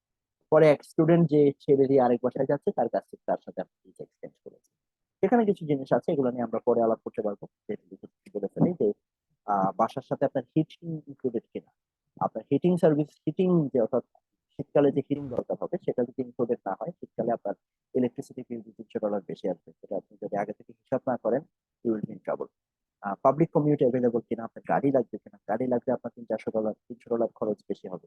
যদি পাবলিক কমিউট থাকে সেটা হয়তো আপনার সুবিধা হবে। এই ব্যাপারগুলো আছে। শপিং করার ব্যাপার আছে, এখান থেকে কি করবেন ওখানে কি করবেন। আহ আগে ভাগে একটু যাওয়া ভালো, 1 সপ্তাহ 2 আগে যাওয়া ভালো, যাতে ওখানে গিয়ে সেটিং করা যায়। এবং অবশ্যই বাংলাদেশের স্টুডেন্ট গ্রুপের সাথে যোগাযোগ করা ভালো। So almost the last slide, second last slide, I guess. The financial preparation. এটা আপনারা দেখে নেবেন যে জিআরই তে $220 এখন চলছে, টাইম টু টাইম আরো বাড়তে পারে। আইএলস এ $22,500 চলছে। প্রিপারেশনের জন্য কিছু খরচ আছে, আপনার যাতায়াতের খরচ আছে। ইউনিভার্সিটি অ্যাপ্লিকেশন ফি আমি 60-তে আমি পাইনি, 60-তে আছে, 50-তেও বোধহয় পেয়ে জায়গায় আছে। আমি মোটামুটি $70-80 সবগুলো ইউনিভার্সিটি অ্যাপ্লাই করেছি। ওয়েভার আগে থেকে যদি আপনি অ্যাপ্লাই করতে পারেন, ওয়েভার দিতে পারে, ওয়েভারের জন্য আপনাকে আবার একটা রচনা পাঠাতে হতে পারে। স্কোর সেন্ডিং, আপনি যদি 4টা স্কোর আপনি ফ্রিতে পাঠাতে পারবেন, 4টা ইউনিভার্সিটি জেরে পরীক্ষা দেওয়া মাত্র। আর পরে পাঠাতে চাইলে প্রতিটার জন্য $35 করে খরচ হবে। আপনি ডকুমেন্ট যেগুলো পাঠাবেন ডিএইচএল এ 3300-3400 এরকম খরচ হবে, স্টুডেন্ট প্যাকেজ আছে ওদের একটা। আইএলটিএস এর বেলায় টোফেলেও এরকম একটা খরচ আছে স্কোর সেন্ডিং এর জন্য। আইএলটিএস এ ইটিআরএফ পাঠানো যায়, ইলেকট্রনিক্যালি আপনি পাঠাতে পারেন, আমি 10টা ইউনিভার্সিটিতে পাঠিয়েছি ফ্রি অফ কস্ট। এনরোলমেন্ট ফি আছে, কেউ কেউ নেয়, সব ইউনিভার্সিটি নেয় না, আমার ইউনিভার্সিটিগুলোতে ছিল না, $100 একটা এনরোলমেন্ট ফি নিতে পারে। আপনার অনেকে বলে যে আপনি এই টিকাগুলো আপনার দিতে হবে, এগুলো দিয়ে আসেন বা আপনি নিজে এসে চেক করে আসেন, সেগুলোর জন্য খরচ আছে। ভিসা অ্যাপ্লিকেশন ফি তো সম্পর্কে বলেছি, বাকি আপনারা দেখে নিয়ে। বাসা ভাড়া একটা বিশাল ব্যাপার, বাসার একটা সিকিউরিটি ডিপোজিট, মানে আমরা যেমন বাংলাদেশে দিই 2 মাসের ভাড়া অ্যাডভান্স দিই, সেগুলো ক্যাশ ডলার কিছু ক্যারি করার ব্যাপার আছে। তো ফাইন্যান্সিয়াল প্রিপারেশন ওই এসওপি প্রিপারেশনের মতো এখন দেখে আস্তে আস্তে করে টাকা কিছু কিছু সেভ করে রাখা, একটা হিসাব করা, এটা দেখে আপনারা করে নেবেন। আহ আমরা যে কোর্সটা করতে যাচ্ছি এই কাল আজকে থেকে যেটা শুরু হলো, first session today admission journey, এর আগামী সেশনটা হবে নো অ্যাবাউট জিএন। এটা আগে একটা ফুল সেশনের মতো করেছি। এবার আরেকটু ডিটেলসে প্রত্যেকটা টাইপ অফ কোশ্চেন কভার করবো আমরা। দেন জিএন প্রিপারেশনের আউটলাইনটা থাকবে এবং কিছু ভোকাবুলারি সম্পর্কে আমি কথা বলে নেবো। আমরা স্ট্র্যাটেজি ক্লাস করবো কিছু কোয়ান্ট কলের কোয়ান্ট স্ট্র্যাটেজিতে আমরা মূলত অফিসিয়াল রিসোর্সেস পুরোপুরি ব্যবহার করবো, পাশাপাশি 5LB ব্যবহার করবো। ভার্বাল স্ট্র্যাটেজিতে সেম, সবগুলো অফিসিয়াল রিসোর্সেস ব্যবহার হবে, এর বাইরে কিছু ব্যবহার অফিসিয়ালের বাইরে আসলে ভার্বাল রিসোর্স ব্যবহার করা বোকামি আমি বলবো। দেন কেএমএফ, যেখানে অফিসিয়াল কোশ্চেন গুলো থাকে থিওরি, তারা যেভাবেই জোগাড় করুক না কেন আমরা ব্যবহার করার সুযোগ পাচ্ছি। সেখান থেকে আমরা কোয়ান্ট ড্রিল এবং ভার্বাল ড্রিল করবো। আমার কাছে যেটা মনে হয় যে চ্যাপ্টার ওয়াইজ যে গড়ের অঙ্ক, সূচকের অঙ্ক কিংবা আপনার শতকরা বা পার্সেন্টেজের অঙ্ক কিভাবে করতে হয় এগুলো সবাই জানে। এগুলো একটু করে দেখিয়ে যে টাইপ অফ ম্যাথস কি কি ধরনের অঙ্ক আসে সেটা একটু দেখিয়ে তারপরে প্র্যাকটিসটা বেশি করা উচিত আমার কাছে মনে হয়। সেই জন্য আমার ফিলোসফি অনুযায়ী আমি এখানে সেট করেছি। রাইটিং এর উপরে একটা ক্লাস থাকবে, আইএলস এর উপরে একটা ক্লাস আমি দুটো সেশন নেওয়ার চেষ্টা করব। আর আপনারা যদি আগে ভাগে আমার সাথে শেয়ার করেন তাহলে আমি কিছু রিভিউ করার চেষ্টা করবো, আপনাদের এসওপি অ্যালোয়ার ফিডব্যাক দেওয়ার চেষ্টা করবো। এখানে ম্যাথ স্ট্র্যাটেজি, ম্যাথ ড্রিল এবং ভার্বাল স্ট্র্যাটেজি, ভার্বাল ড্রিল ক্লাসগুলো আমরা চেষ্টা করবো যে 10-8 যেভাবে আমরা বলেছি সেভাবে করার জন্য। আগেই অনুমতি নিয়ে নিব যে কোনো কোনো ক্ষেত্রে আমাদের বাড়তি ক্লাস করার প্রয়োজন হতেও পারে। স্ট্র্যাটেজি যে 10টার মধ্যে আমি যদি সবগুলো কভার করতে না পারি তো একটা ক্লাস আমরা বাড়তি করতে পারি। এবং সেটা আমি আসলে 3 মাস সময়টাকে আমি এক্সটেন্ড করবো না, সেইং যে আমি অগস্টে অ্যাপ্লাই করার কথা, 3 মাস সময়টাকে আমি এক্সটেন্ড করবো না, রাদার আমি চেষ্টা করবো এর মধ্যে শনি সোম বুধ যেটা আছে সেটার পাশাপাশি হয়তো 6টা থেকে ক্লাস বা 7টা থেকে ক্লাস 1 ঘন্টা বাড়িয়ে দিয়ে বা রবি মঙ্গল বৃহস্পতি শুক্র কোনো একটা সময় নিয়ে ক্লাসটা করে ফেলা। Okay, that's all from my side. Question?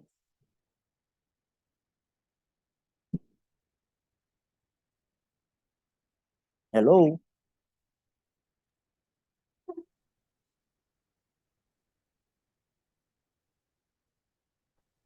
না Any রাফি সালাম স্যার আলাইকুম মোটামুটি ভাইয়া। ক্লিয়ার। question? ঠিক আছে, মোটামুটি ক্লিয়ার। আপনি আইডিয়া তো দিলেন। আপাতত আমার সেট থেকে কোশ্চেন নাই। আচ্ছা, ওকে। সালাম আলাইকুম ভাইয়া।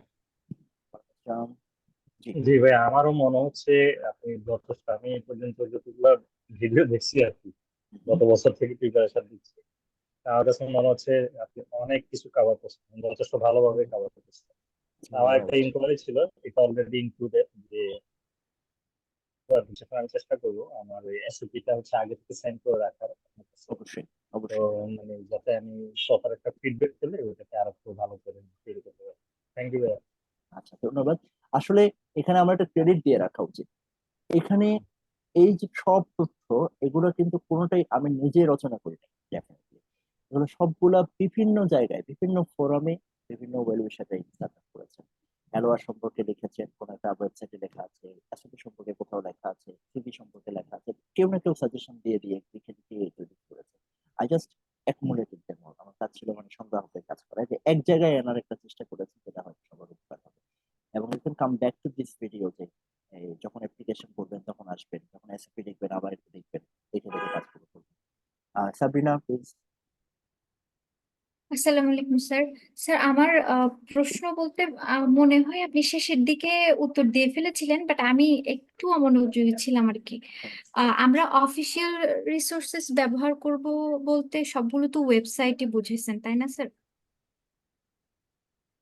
অফিসিয়াল রিসোর্সেস বলতে বোঝাচ্ছি ইটিএস এর যে ম্যাটেরিয়ালস গুলো, ইটিএস এর ম্যাটেরিয়ালে নাম্বার ওয়ান হচ্ছে ইটিএস এর অফিসিয়াল থিওরি গাইড, যেটা আছে অনেক পুরনো, 3rd এডিশন। তারপরে ওর আরো দুটো বই আছে, একটা কোয়ান্টের জন্য ইটিএস 150 ভার্বাল, একটা 150 কোয়ান্ট, দুটো বেস সার্টিফিকেট। এর বাইরে ইটিএস ম্যাথ রিভিউ আছে, যেটা অফিসিয়াল জিআর এর অংশের মধ্যেও আছে একটা পার্ট, আবার পাশাপাশি টাইম টু টাইম তারা হয়তো একটু আপডেট করে। ম্যাথ কনভেনশন একটা ডকুমেন্ট আছে কয়েক পৃষ্ঠা, সেগুলো, এগুলো হচ্ছে অফিসিয়াল রিসোর্সেস। এর বাইরে অফিসিয়ালের কোশ্চেনের একটা কালেকশন আছে আমাদের। ইটিএস নিজে থেকে কখনো কোশ্চেন শেয়ার করে না, কিন্তু কেএমএফ সামহাও সেটা কালেক্ট করেছে। কেএমএফ এর ওয়েবসাইট থেকে আমরা ব্যবহার করবো অফিসিয়াল রিসোর্সেস।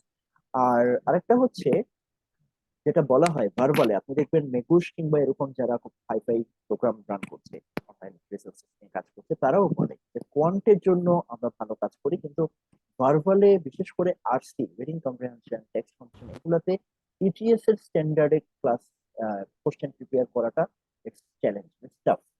তো এই জন্য ইটিএস এর পুরোনো বই, যেটা 2011-এর আগের ভার্সন, যেটাকে জিআরই বিগ বুক বলি, সেখানের সাথে আমাদের যদিও কোশ্চেন টাইপটা অর্থাৎ আনসার করার যে স্টাইল সেটা না মিললেও সেখানকার কোশ্চেনের যে গাঁথনি, সেন্টেন্স স্ট্রাকচারের যে গাঁথনি, সেটা খুব সুন্দর থাকে বিধায় সেটাও আমরা নেওয়ার চেষ্টা করবো ভার্বালের জন্য। ভার্বালে রিডিং কম্প্রিহেনশনের ক্ষেত্রে কিছু, এবং কিছু হচ্ছে টেক্সট কম্প্রিহেনশনের ক্ষেত্রে বিগ বুক, এগুলো সবগুলো হচ্ছে অফিসিয়াল রিসোর্সেস। অর্থাৎ অফিসিয়ালের বাইরে, ইটিএস এর বাইরে আমি শুধু একটা টপিক বলেছি, একটা বই বলেছি, সেটা হলো 5LB, ম্যানহাটন 5LB, যেটা অঙ্কের জন্য আমরা ব্যবহার করবো, কিছু কিছু অঙ্ক আমরা। জি জি স্যার, আমি একটু এই সম্পর্কে একটু কম জানতাম, সেজন্য স্যার প্রবলেম। আমাদের হার্ড কপি কোন কোন বইয়ের হচ্ছে সংগ্রহ করতে হতে পারে যদি প্রয়োজন হয় আর কি? আচ্ছা, হার্ড কপি আসলে কোনোটাই লাগে না। আপনি যদি কম্পিউটারে পড়ে অভ্যস্ত হতে পারেন সেটাই ভালো। যেটা বলা হয় যে আপনাকে শেষ দিকে আপনার প্রিপারেশনের একটা পর্যায়ের পরে আপনার হার্ড কপি ছেড়ে দেওয়াই উচিত। কারণ আমার পরীক্ষাটা হবে স্ক্রিনে, স্ক্রিনের সাথে আমি যত অভ্যস্ত হব তত ভালো। হ্যাঁ, তাহলে এই যে রিডিং কম্প্রিহেনশন, দেখা যায় রিডিং কম্প্রিহেনশন এভাবে আমরা সিলেক্ট করতে পারি না। সিলেক্ট করতে, আমি যদি এখন পড়ার সময় সিলেক্ট করে পড়ি, আমি যদি হাত বইয়ে দাগিয়ে দাগিয়ে পেন্সিলে মার্ক করে পড়ি, লাল কালি নীল কালি ব্যবহার করে পড়ি, এই বাস্তবে যখন আমি পরীক্ষাটা দেবো তখন কিন্তু আমার সমস্যা হবে। I am sorry, I have to take a few minutes more, 10টা 4 হয়ে গেছে। কিছু কোশ্চেন আনসার নিয়ে আমি ছেড়ে দেবো সব, আমি শেষ করতে চেষ্টা। জি, থ্যাংক ইউ স্যার। হ্যাঁ, আমি জেনেছি, আর নেক্সট ক্লাসগুলোতে আশা করি আরো ভালো জানতে পারবো। আচ্ছা আচ্ছা, তো থ্যাংক ইউ স্যার। 5LB যে বইটা আছে সবার জন্য বলে রাখি যে ম্যানহাটনের 5LB বইটা আপনারা চাইলে মূল বইটা নিতে পারেন। সেখান থেকে যেহেতু অঙ্ক করবেন, যদি আপনি মনে করেন যে আপনি যে কোনো সময় হাতের কাছে রাখবেন, বসবেন, খাতা বই নিয়ে অঙ্ক করতে আপনার জন্য ভালো হবে, আপনার কনসেন্ট্রেশনের জন্য ভালো হবে, তাহলে আপনি নিতে পারেন। যদি মনে করেন যে না, আমি ল্যাপটপেই সবসময় বসবো, আমি আহ, মোটামুটি আমার গ্রাফিক্স ট্যাবেই আমি সবসময় বসবো, তাহলে ট্যাবলেটে সবসময় বসবো, তাহলে আরো সুবিধা, তাহলে বইয়ের দরকার নেই। আর সফট কপি অফিসিয়াল রিসোর্সেস এগুলো একেবারেই অ্যাভেলেবল। অন্য সব বই, ইভেন 5LB যেটা বলেছি সেটারও সফট কপি অ্যাভেলেবল, যে কোনো জায়গায় পাওয়া যায়, আমার কাছেও আছে, আমি শেয়ার করবো। এমনিতে যে কোনো জায়গায় পাওয়া যায়, এখন গুগলে সার্চ দিলেই দেখবেন ম্যাটেরিয়াল সব চলে আসছে। ইয়েস, আর কোনো প্রশ্ন? স্যার আসসালামু আলাইকুম। ওয়ালাইকুম শাকিল। স্যার প্রেজেন্টেশন খুব ভালো হয়েছে। এটা তো প্রশ্ন না। স্যার একটা কোশ্চেন ছিল, সেটা হচ্ছে এই এলওআর, যে আমরা যারা আসলে যে এরিয়াতে ছিলাম সেই এরিয়া থেকে বের বের হয়ে ভিন্ন কোনো এরিয়াতে পড়াশোনা করতে চাচ্ছি, তাদের এলওআরটা কে দিবে? মানে আমরা কি আমাদের বায়োকেমিস্ট্রির টিচার থেকে নিব, নাকি আহ, অন্য কারো থেকে সেটা কালেক্ট করতে হবে, বা বিষয়, রিকমেন্ডেশনটা কেমন? ওকে, এটা ইউনিভার্সিটি রিকোয়ারমেন্টের উপর ডিপেন্ড করে। এগেন, ইউনিভার্সিটি যদি বলে যে প্রফেসরদেরটা একাডেমিক নিতে হবে, তাহলে নিতেই হবে, কিছু করার নেই। ইউনিভার্সিটিকে আমরা কনভিন্স করার আচ্ছা। চেষ্টা করতে পারি, গ্রেড কোঅর্ডিনেটরকে লিখতে পারি যে this is the case, this is my case, আমি তো এই অবস্থায় আছি, আমি চাকরি করছি বাংলাদেশ থেকে, এখন আমি এখান থেকে আমি কাজ করার চেষ্টা করছি। তো আমার আমার ইকোনমিক সম্পর্কে যদি কিছু জানাশোনা থাকে সেটা বাংলাদেশ থেকে পারে। তবে অ্যালোয়ার যে আসলে শুধু সাবজেক্ট স্পেসিফিক নলেজ নিয়ে কথা বলছে, ব্যাপারটা এরকম না। It's talking about your success factors, about your traits, যে স্টুডেন্ট হিসেবে আমি আসলে কেমন ছিলাম, আমার বৈশিষ্ট্যগুলো কি ছিল। তো সেই জিনিসগুলো কিন্তু তখনকার প্রফেসরও বলতে পারবে। এই প্রফেসর যদি এলোয়ারে লেখে যে হ্যাঁ, ও আমার এই কোর্সগুলো পড়েছিল, সেই সময় সে এরকম পারফর্ম করেছে, তো হাই ওয়াজ আই, আমার পারফরমেন্স কেমন ছিল, আমার আমার ইচ্ছা কেমন ছিল, আমার এফোর্ট কেমন ছিল, এইগুলো হচ্ছে এলোয়ারের কাজ। তো সুতরাং ওই সাবজেক্ট ডিফারেন্ট হলেও স্টিল এটা ভ্যালুয়েবল, এবং স্টিল ওয়ার্ক, স্টিল ভ্যালিড।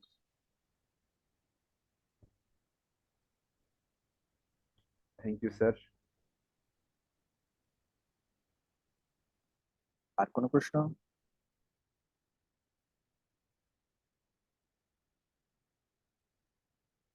ওকে, তো thank you so much for participating. লম্বা সময় ধরে আমরা ক্লাস করলাম, প্রায় 2 ঘন্টা সময় আমরা নিয়েছি। আশা করি সামনের দিনগুলোতেও ভালো হবে। আপনারা সবাই কিন্তু, আমি প্রথম থেকে যেটা বলছি, অনলাইনে ক্লাসের জন্য খুব গুরুত্বপূর্ণ ব্যাপার হচ্ছে কমিউনিকেটিভ হওয়া। ক্লাসের সময়, ক্লাসের বাইরে, হোয়াটসঅ্যাপ গ্রুপে আমি যে ফর্মটা দিয়েছি, ফর্মটা এখনো অনেকেই ফিল আপ করেনি, ফর্ম রেসপন্সে পেয়েছি। উম, কারো কারো কাছে কেউ কেউ রেমিট করেছেন কিন্তু ফর্ম ফিল আপ করেননি, কেউ কেউ ফর্ম ফিল আপ করেছেন কিন্তু রেমিট করেননি। তো please make things in order within 2-3 days, যাতে সবকিছু আমরা ফুলফিল আরো শুরু করে দিতে পারি। এবং সবাই একটু পড়াশোনার মুডে আসেন। পড়াশোনার মুডে আসার জন্য যেটা করতে পারেন, যে জিআরই মোডে যদি আপনি আসতে চান, আপনি নিউ ইয়র্কার থেকে একটা আর্টিকেল পড়া শুরু করতে পারেন সকালবেলা।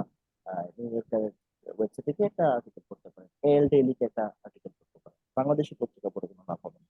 একটু পড়াশোনার মুডে আসেন, ভয়ের কিছু নেই, আস্তে আস্তে জিনিসগুলো অ্যাডপ্ট করা যাবে, ডেভেলপমেন্ট হবে। তবে পড়াশোনা শুরু হলে চাপও আমি দিব বেশ। মানে আমি যেটা আগেও বলেছি যে আসলে commit to GRE, commit to this course, এবং সেটা হবে like per day 1 hour, like weekly 10-12 hours অবশ্যই সময় দিতে হবে, otherwise you not able to cover it up. Okay, সবাইকে ধন্যবাদ, আজকের মতো শেষ করছি। শুভরাত্রি। থ্যাংক ইউ রফিক ভাই। Thank you. Thank you. Assalamu alaikum. Thank you. আসসালামু আলাইকুম স্যার।